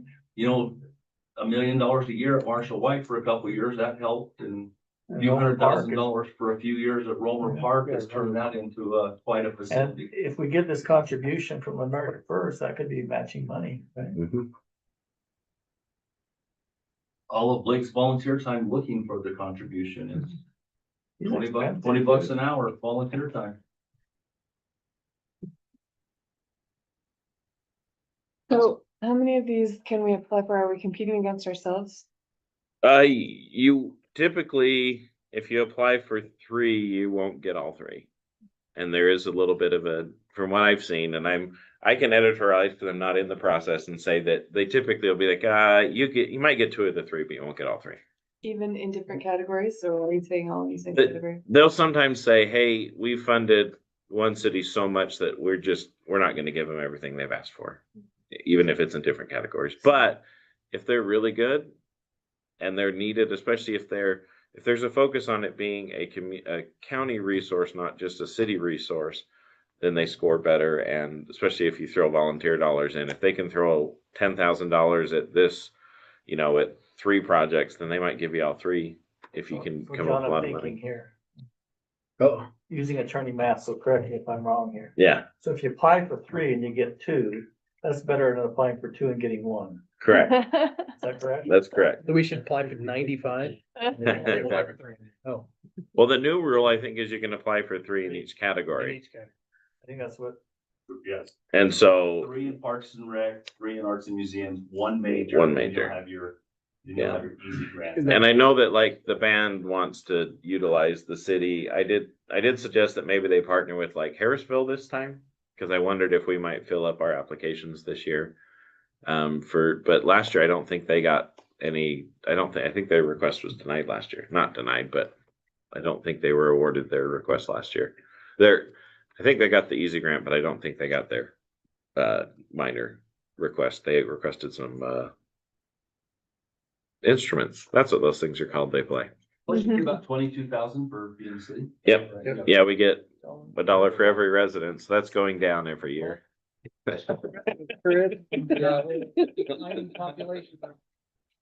I wonder if, John, the play groups that we've worked with in the past, if they apply for a grant and we partner with them, then it's not coming out of our grants. is that So right? they are not a 501c3, so they can't. So they would have to still partner with us. But with the new structure, we could apply for 3 arts grants and they could be, basically their donated hours could be part of our request. And one of the options in talking about that, cultural arts, it's been a couple of years since we've done a city play. The last 2 that we did, or I guess the only 2 that we've done, broke even at least, if not made a little bit of money. But the trouble is they aren't cheap. Mark Daniels does a good show and he sells the tickets, at $500 or 500 tickets a show. But if the council was open to considering that again, I know there's been some talk about Sound of Music or something like that. That again is that kind of big production where a lot of kids can be involved, which means a lot of aunts and uncles and grandma and grandpas have to come see the show. So a lot of tickets get sold. And so that's some strategy. But like the Zig Theater has done very good with their kid camp program, right? And they bring kids in and they train them and they get some support from RAMP for that programming. And there's so many fun options that may not be as much on the table this year as there might be in the future years as we kind of ramp up for things, pun intended. But if the council was open to some programming, that would probably be my recommendation, is some sort of focus on the summer shows that we anticipate next year. And whether that's money to the city for a show or that's money to the city for multiple shows, is something the council could decide on how you'd like to approach it. We might be able to find a group that will just, they might engage someone like a Mark Daniels to do the production and fundraise and use a little bit of ramp funding to make it happen, just like we found with Bye Bye Birdie and Newsies last year.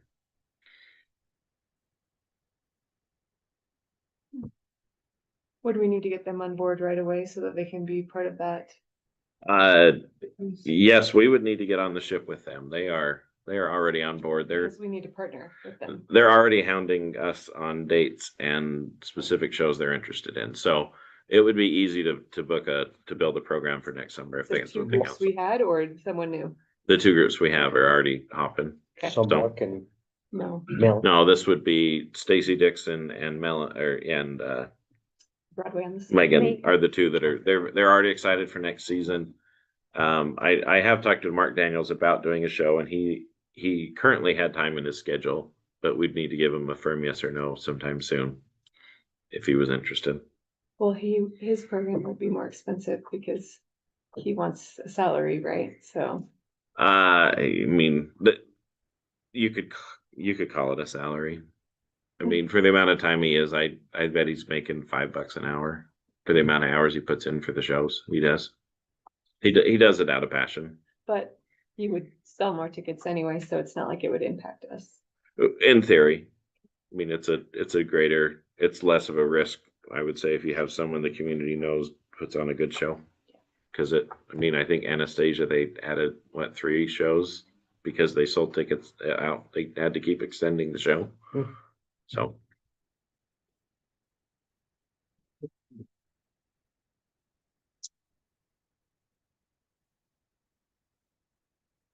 So I got a list of things down. Those who are involved, do we feel like we've got enough? I guess I'm looking over here, but really, do we feel like we got enough direction with what we need, Dave, to bring back? Cause we'll come back to you with some specific, here's what we recommend, here's the budget for it. So the council will know if there's not any money found or there's not enough hours that can be donated to offset the ramp, then there'll be some sort of this is what the city might have to put into it. Could we get any money for the Christmas? Oh, yeah. North Pole? That's. Yeah, we could. That might be harder, although I really, really, really want to do a Yule celebration as part of the North Pole on the main stage. So Here's another one, I don't know if it qualify or not, but it is the anniversary of the founding of. The 4th of July. of the country, yeah. And a lot of cities are doing kind of expanding that. I don't know if that would fit in the arts or something like that, or where it fit in. Yeah, the Cherry Day. Cherry Days, yeah. But, or we might want to ask for more money there, back to expansion and Cherry Days. Okay. That'll be our back marshals. Weird, he's out of the country. Hiding in my basement. Okay. Notifying. Always for something. Okay, I think that will help us move that forward, Mayor. Okay, we'll go on to the next item. Also, presented by you, Mr. Call, on transportation impact fees. Hey. And I apologize for the copy and paste on my staff report. It started talking about the amphitheater, which threw you all for a loop. But there was a computer glitch. I was trying to, should we say I was working on it from the golf course? Yeah. I wasn't, but I had all last week off and was trying to get my staff reports done on time. So, I wasn't technically golfing most of the week. So, so this is a follow-up from a conversation we had where we talked about impact fees. And is there a way to legally justify either a reduction in impact fees for businesses along the UDOT commercial corridor streets, or to establish a program in the city where sales tax dollars could be used to pay down impact fees for businesses that are coming in or businesses that are maybe expanding in a way that they might be able to justifiably show that they will create more sales dollars in the city, and thus maybe be entitled to a waiver or not a waiver, but a city paid portion of their impact fees. And they keep saying it's not a waiver because you cannot waive impact fees. The only way you can reduce impact fees is either by reducing them for everybody in the same class, like we just talked about with everyone on Washington Boulevard and 2700 get a discount because a lot of patrons of those businesses come in from other cities on UDOT roads and never touch a North Ogden street, or you have to find a way to pay for it that's legal. And I emphasize the legal thing because in Utah, if you're trying to use sales tax dollars to pay towards developers coming into the city, it's only allowed in certain circumstances. One of those circumstances is if the money is going for infrastructure that's part of the city's long-term general plan. So, in my interpretation, impact fees would qualify because it's not a site-specific improvement made for the developer, and it's not cash being given to the developer. Both of those things have been outright prohibited, but the statute does allow us to, in my opinion, reduce impact fees with using sales tax dollars to be generated. And so those are two kind of similar conversations, which is why they're in the same staff report, but they're two, in theory, potentially two totally different results based on how the council would like to approach it. Do you want to start by talking about the reduction of impact fees for businesses on commercial corridors? Or do you want to talk about the sales tax use for impact fees program first? Any strong opinions? Your choice. Okay. Do you have- Well, I think the easiest one is probably the conversation around sales tax along UDOT corridors. You cannot track every city in the vehicle, every vehicle in the city. But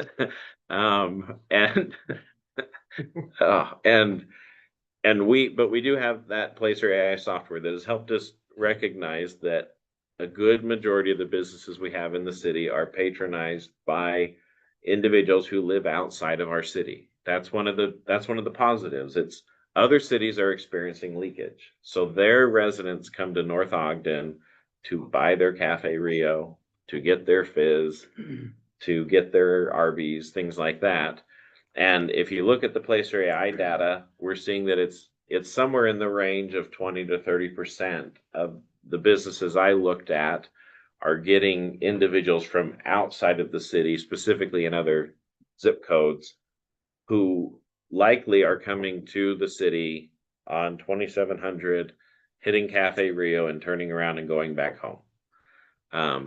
And so I feel comfortable that the city could use that information to say, we feel like if a business is coming in on that corridor and is similar in type, meaning it's another food business, it's another grocery store, it's a business that's similar in the city, that we would expect them to see the same sort of traffic patterns with stealing the residents from other cities to come and shop here. And I think the council has that power in that we've already done a notice that says, hey, we're considering looking at our transportation impact fee discussion. And we would just in January pass a resolution that says we're going to reduce impact fees for commercial businesses located in these areas by 20% is what I would recommend.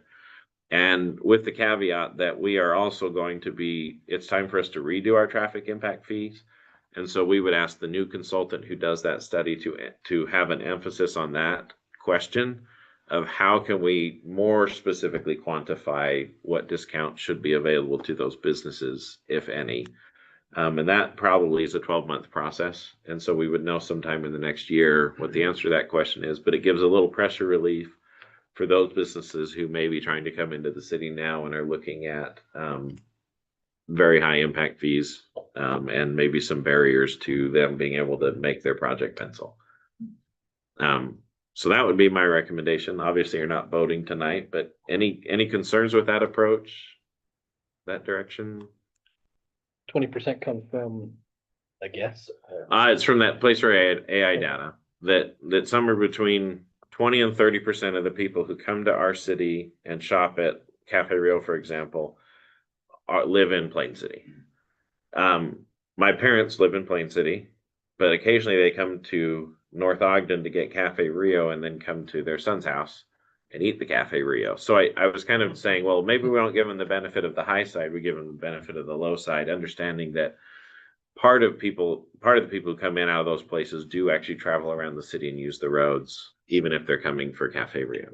So it is a bit of an educated guesstimate.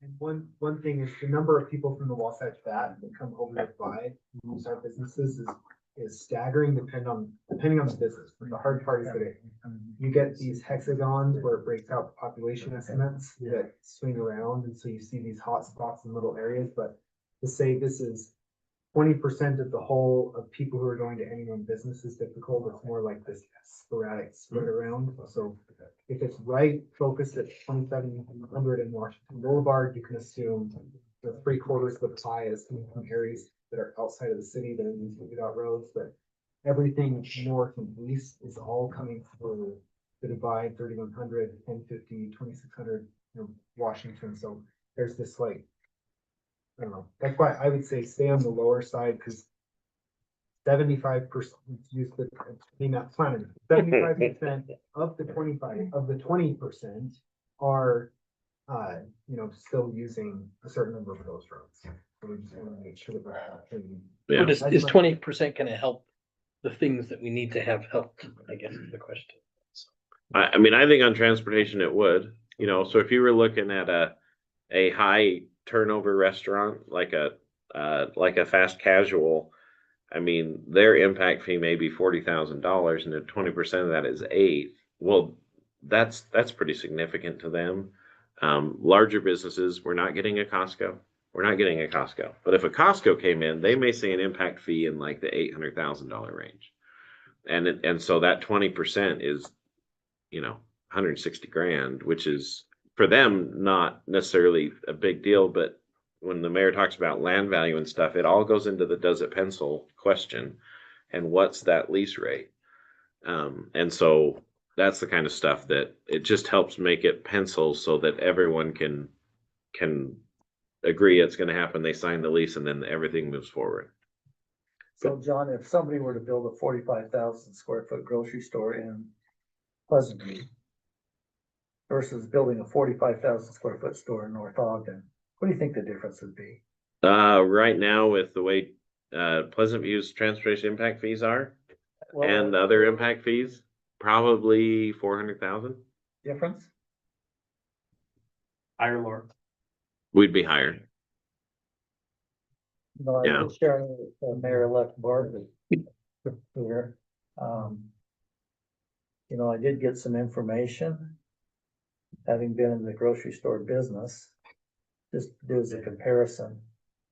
And I think we were by far on the high side, almost double what somebody could build a grocery store in another city for. And And it would apply to Mobetta's, and it's probably double. And we have some really unique situations. We're the elbow of Weber County, right? There's not a state road that really truly goes through us. If you look at St. George, for example, almost every road you drive on in St. George is a state road. All the ones that you personally drive on, except for when you get to your neighborhood, are state roads. And so the majority of their very sophisticated transportation infrastructure, the big roads that need to be widened, are all widened by UDOT. So St. George's impact fee is extremely low for transportation. The highest one that was paid here, John, happened to be a store called Digby's. Anybody ever been to Digby's Market? In St. George, Utah, Yeah. 40,000 square foot store. $652,000. Yeah. I'm And not sure they're giving them credit for. well, state roads. their charge per ERU is about a third of ours. So they're about $900 per ERU and we're about 2,600. And so it just ends up being, that's how things can kind of stack as we look at it. But Does the percentages that we're considering even put a dent versus, say, a Pleasant View? So we're trying to attract a grocery store. Is what we're talking about, is it gonna make it equivalent to what Pleasant View has to offer, or does it just make us a little closer? it helps bring us closer and it takes away some of the no's or the reasons not to come here. And so North Ogden has a very strong reason to be here because again, we're the elbow. For people to leave their house and get anywhere in the Wasatch Front, they have to go past the Wells Fargo, just about. And so what we have is a really unique opportunity where we have a whole lot of captive residents who have to travel past these businesses. And the assumption is they'll stop at the closest place. That's why, Mayor would definitely accurately argue that there's a better experience at our grocery stores than some of the other spots you can buy food that are further away. But that's why people are willing to pay a little bit more, is because the convenience and, in our case, the quality, you know. And so it's just, it helps with the nose. We likely, based on what I've seen from their impact fee structure in Pleasant View, there's still plenty of dollar reasons why they'd go somewhere else, although they may lose people because instead of people heading on down 2700 to their business, they're heading south on Washington to another business. Whereas if they're at the hub here, they really have to decide to drive past our businesses. They're a little more captive audience, which is kind of nice. So Yeah, I don't think it was any secret that Target was thinking about going out there in Far West, right? yeah, The Far West figured a way to credit sales tax back to them, that their impact fees were fairly minimal on Target. yeah. And it's the same concept. The idea is you can credit sales tax against infrastructure tied to the general plan, which is what the impact fee studies are tied to. So that's why it's legally allowed, as opposed to cities used to just flat out say, hey, if you come to us, we'll give you back $200,000 a year from sales tax. Not allowed anymore. So and so that's what I'd recommend, is at least while in this next year we do a 20% discount if council's okay with that. Understanding that there's some logic behind it, we will create the appropriate paperwork to show how we got the information and why we made the assumptions we did. And just like a technicality, directly adjacent to a UDOT controlled corridor would mean exactly on that road. So for example, when Ace Hardware came back several years ago, they're not technically right on Washington, but they're pretty dang close. How does that? So that language I specifically put in there because UDOT technically controls 300 feet outside of the intersection on our private roads. So it essentially would cover all of our commercial businesses. So the clock tower where Nan's Sugar Shack and the games grid is would technically fall under that umbrella, just like Pool Works and maybe not quite up to 2750 or 2650. That would be about the limit, but we don't have a lot of new businesses coming in north or east of those areas. So when next year, when Phil Child finishes his next year or the year after, when he closes on this ground south of Nielsen's, technically it'd be in that 300-foot range and would be able to say, okay, that he would qualify for this. So Thank you. So then is it tied to sales tax or is it equal to everyone? This would just be the same for all those businesses. So that's what I recommend for this first conversation. The next conversation, which is where the city would actually step in and pay money, I've recommended the same dollar, which is about 20%, thinking that what the city could do is say any new business or business that's growing, say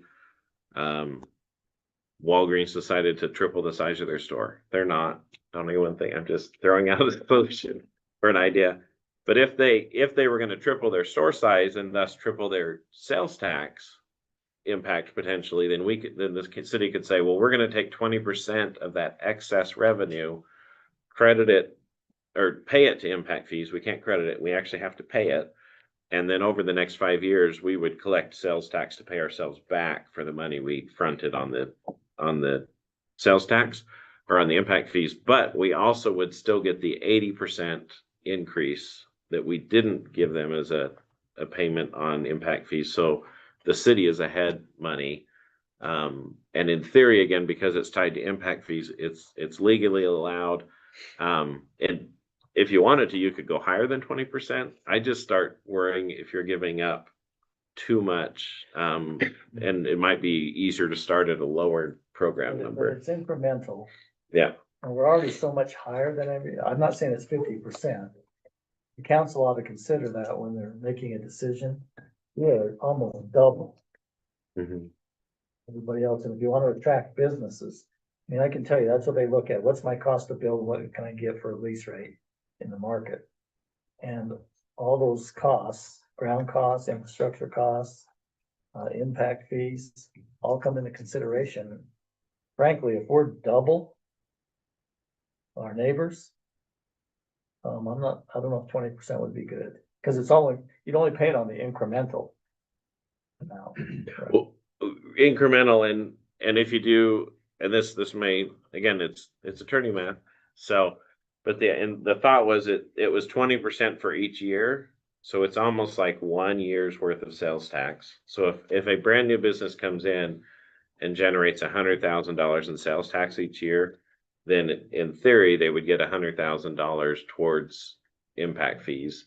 And then the city, in theory, would get paid back that first year. In the next 4 years, it would be, we'd get 100% of that money. But I guess what I'm trying to say is, I didn't want to have it be like a 10-year increment or something like that. I wanted to kind of narrow it down, and 5 years seemed like a fairly reasonable time frame.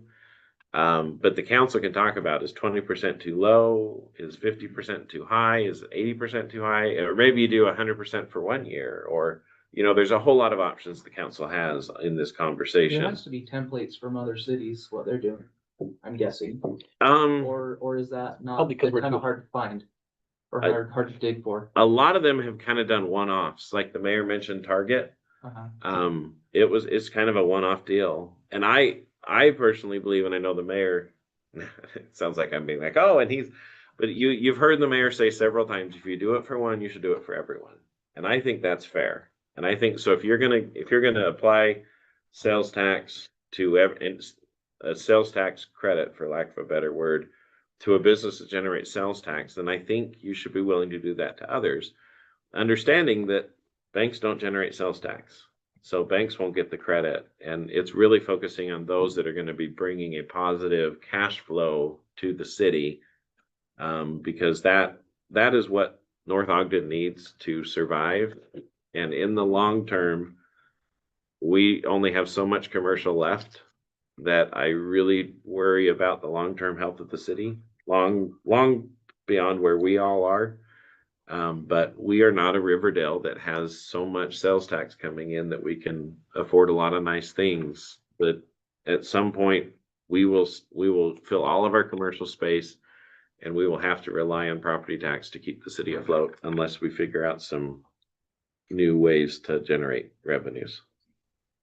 So I would say more than 20. I don't know what that number is, but it should be more.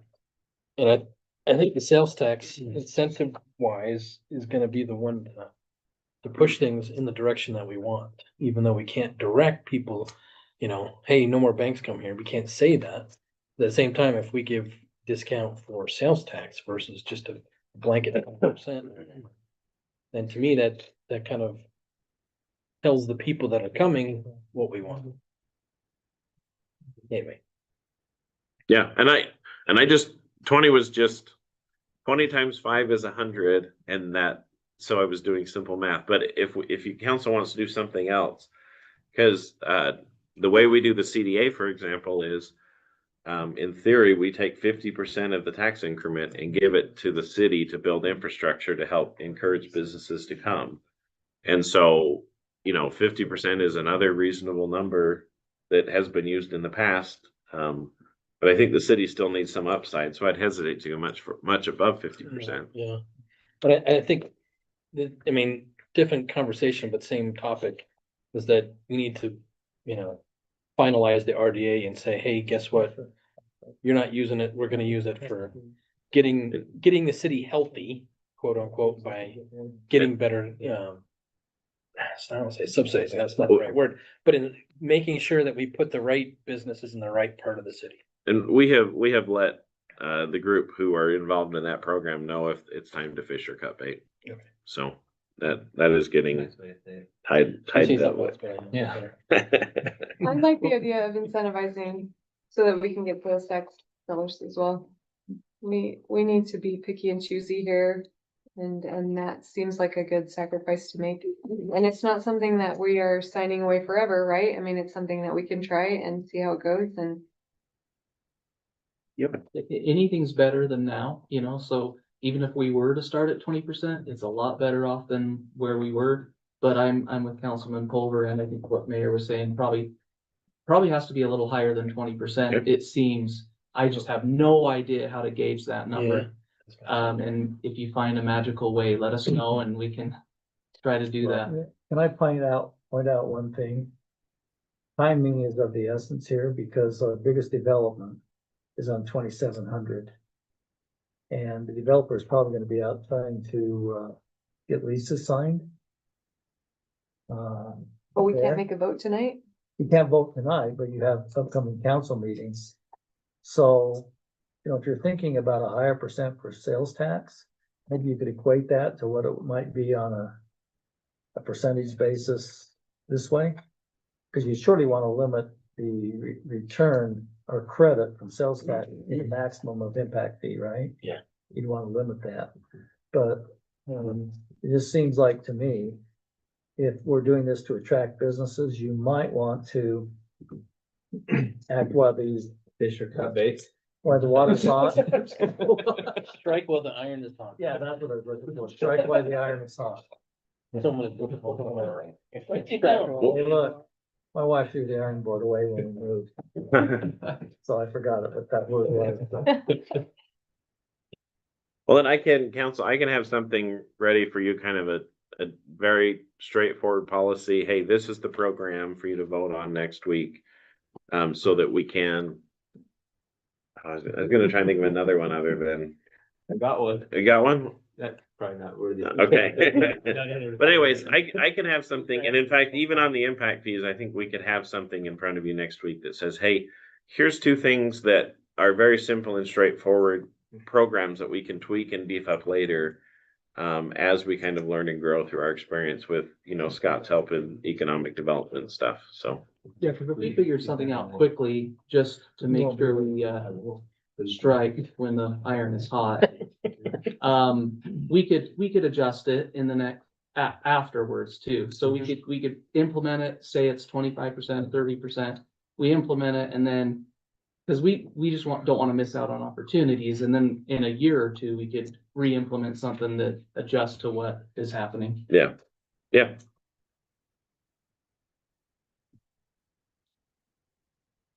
Okay. Well, I will get something ready for you next week. Any other stuff you want me to consider in that? Besides my grammar, because I'll try and make sure Ryan proofreads it for me. She's better at grammar than I am. But I'm better at numbers, but not as good as Mayor is at numbers. Okay.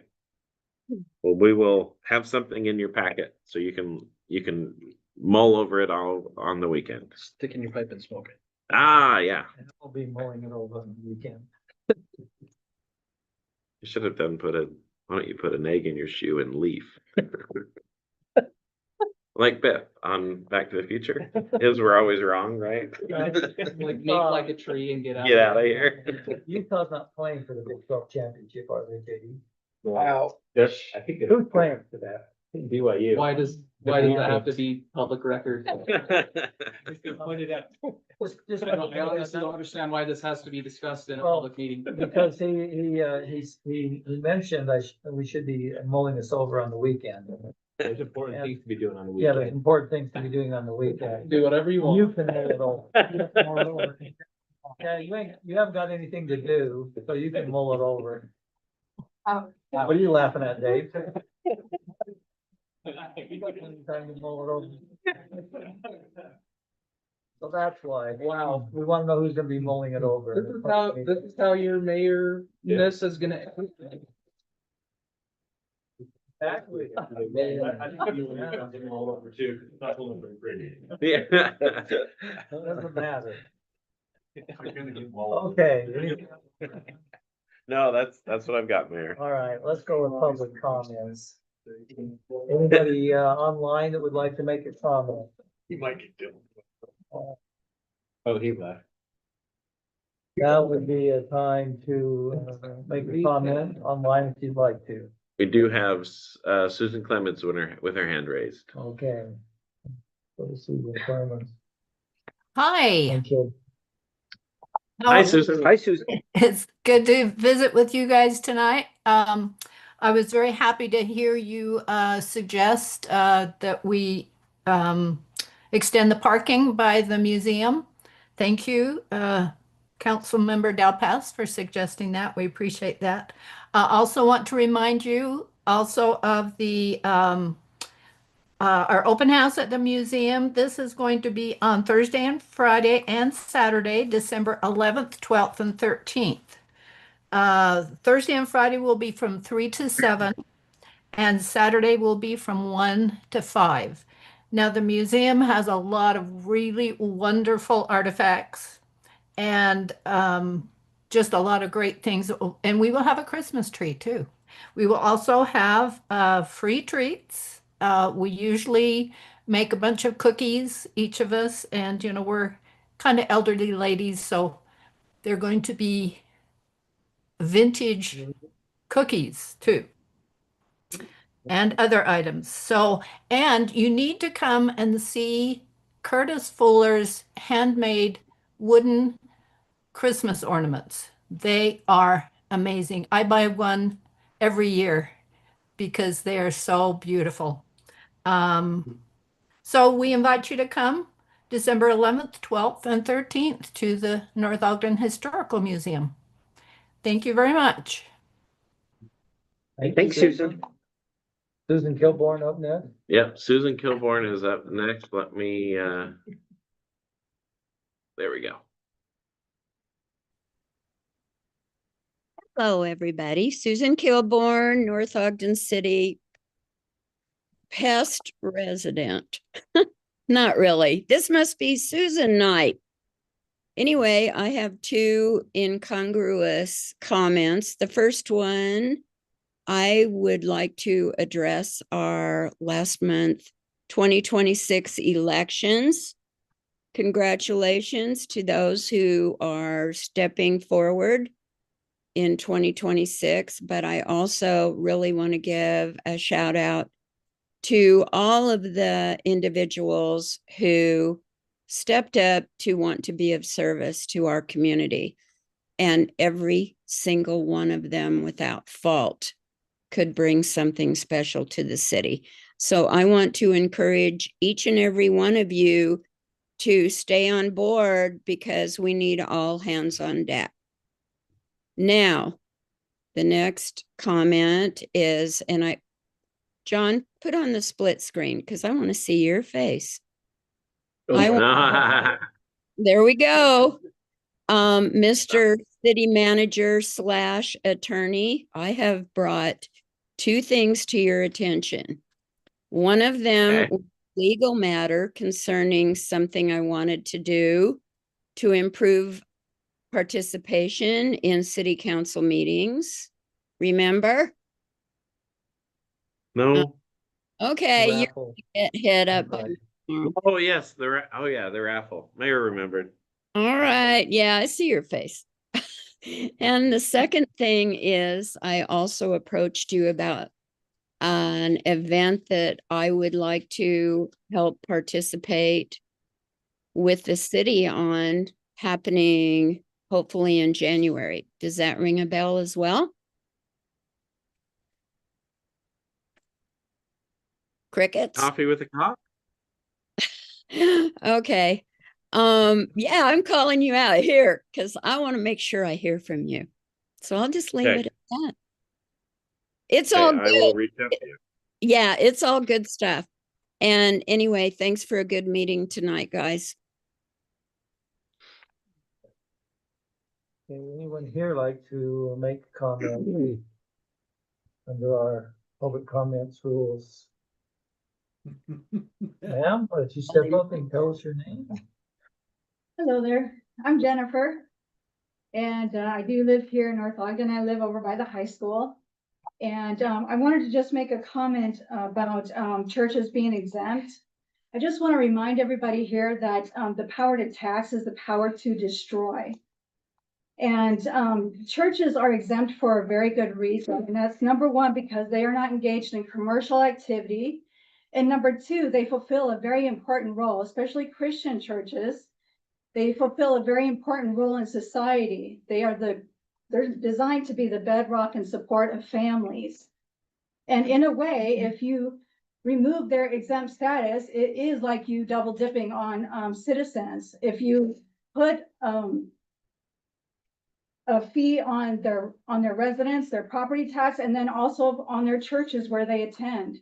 Now, church attendance is designed to be specific to an area. Most people don't drive typically from one city to another to get to their church. They're supposed to be within their neighborhoods. So that's something to also take into consideration. How much road wear and tear are they putting out there just going, you know, a few blocks from their homes? But anyways, the greater consideration really is the fact that they're meant to be a foundation for families, and to remove their exempt status is to place an undue burden on them, and to limit their attendance perhaps through adding fees to them. So anyways, I would just like you to keep that in mind. So, and that's it. Thank you. Thank you. Anyone else? All right, we'll move on then to item number 6 on our agenda, which is comments from staff. John? Just a reminder that next Thursday is the city holiday party. So we encourage you all to attend with your with a guest of your choice. All right, thank you. Recorder Ryan? No comment, thank you. Chief? Oh, sure. Scott? Okay, Just a reminder about the North Pole Santa being there at 5 p.m. on Saturday, Parker Park. Mayor Barker's gonna handle the welcoming of Santa into the city. Yep. So we appreciate his willingness to step up and do that. I'll try to help them get there too. Yeah, that's important. Peter? Just going back to the transportation utility discussion, just one thing I thought of was in our analysis, I think it's important to look at what our other sisters, North Weber cities are doing and kind of be in the ballpark. I think that's a smart decision to at least understand that and try to be similar to them. I think that helps with makes it easier for someone wants to move and for somebody, well, I'm here. Yeah. Okay, anything else? All right, council? Councilmember Polder? So the process for picking, and I put that in air quotes, a council member. Does that kick off the first, or do we start that now, or how does that? 6th of January, 30 days. There's sworn in, it kicks off the time. Okay, I figured, but I did, so that's when the application, that's, city says, come sign up or whatever, and then, okay. And we anticipate, we'll put together kind of an anticipated schedule because the question's coming up. But we think that interviews will be held on the 27th of January at the council, with applications due likely on the 15th or 16th of January. So we'll vote the 26th. Yeah, 27th. And under your current rules, the tie is broken by a coin flip. Sounds great. So. Okay. Anything else? We'll flip the coin. Ryan. Something cool like that. I wanna Oh, have the gavel and, you know, do that stuff. you're gonna end your recorder thing on that? On a coin flip? No, I could be here forever. yeah, I have like 18 years. Flip it, some city in Utah or something, I can't remember Yeah. what it was. But it is also helpful to notice in that same conversation, you will need to reappoint your city treasurer and your city recorder. Because with every election cycle, you reappoint. You appoint people to that position, we would recommend you reappoint. Hey, I'm gonna have anxiety and. Ryan who? How quickly does it matter? How quickly do we have to appoint a mayor pro tem? in the process? So 30 days. the mayor pro tem, typically the council, it's not vital because at any meeting, the council can appoint okay. a pro tem for that Okay. meeting. So it's not urgent. Okay.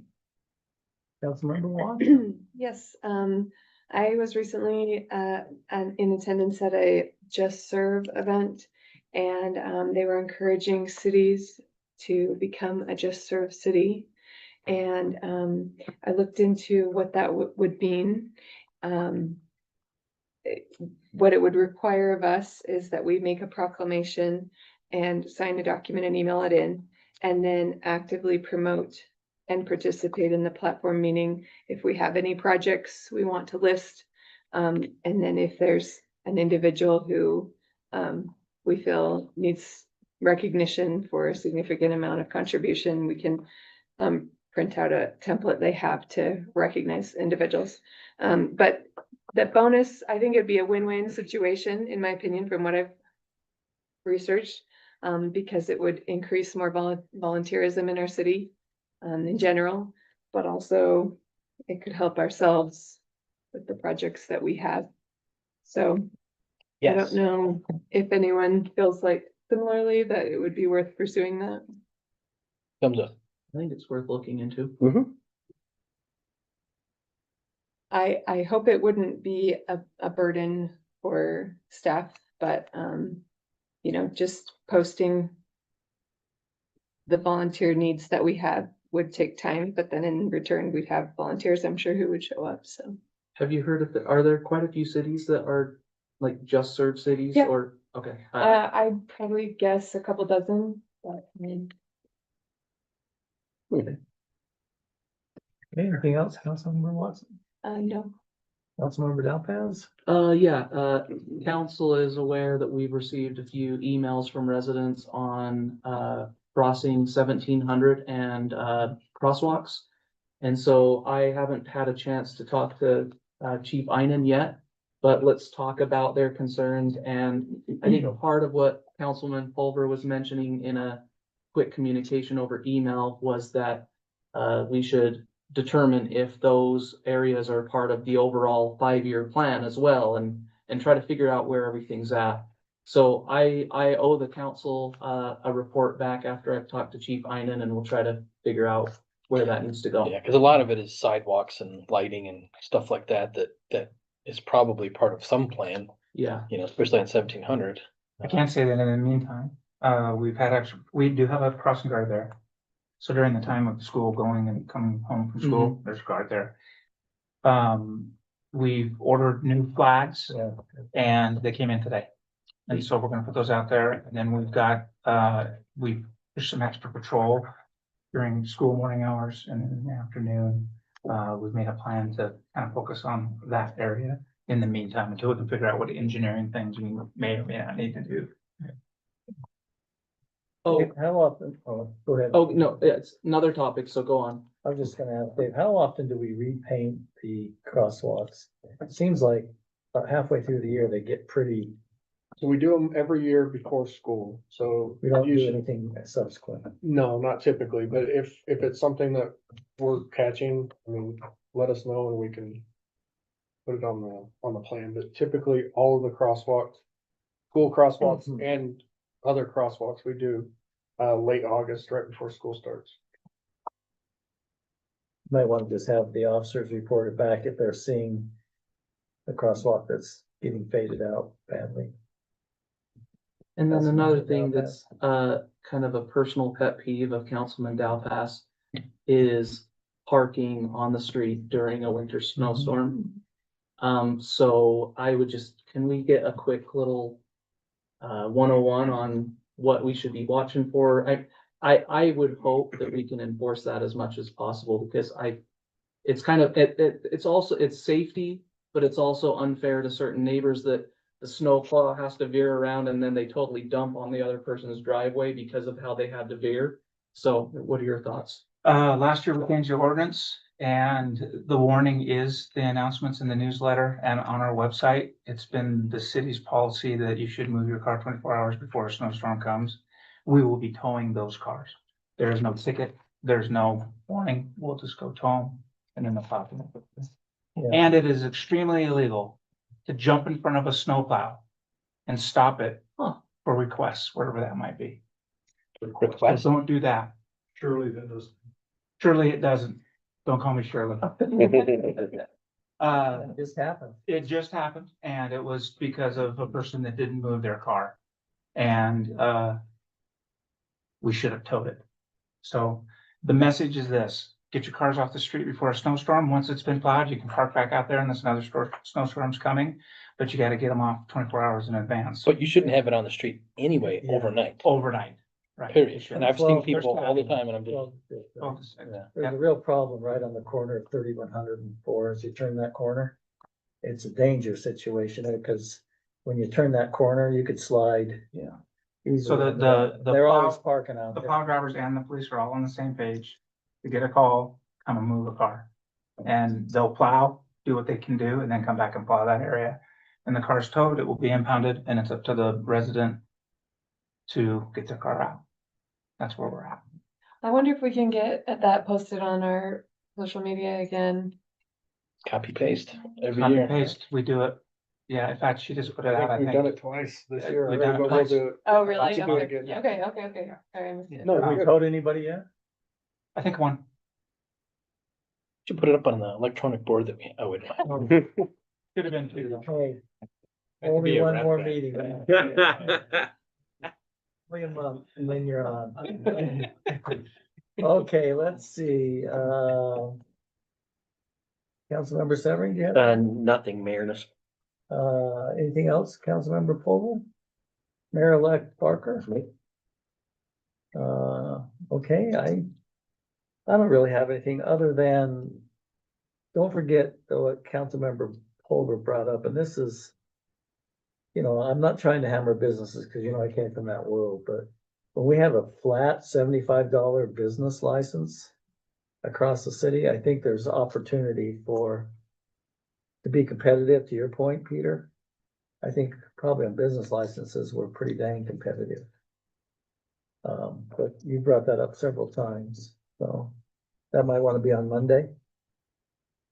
Then you can address it on the following Tuesday. I address it every day of the week.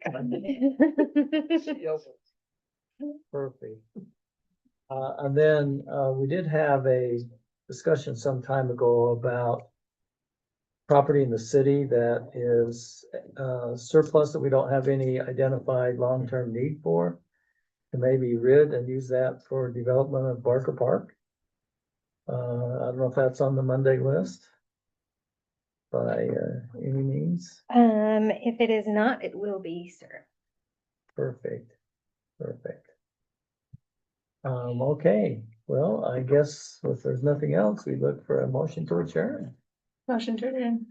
Is adjourned.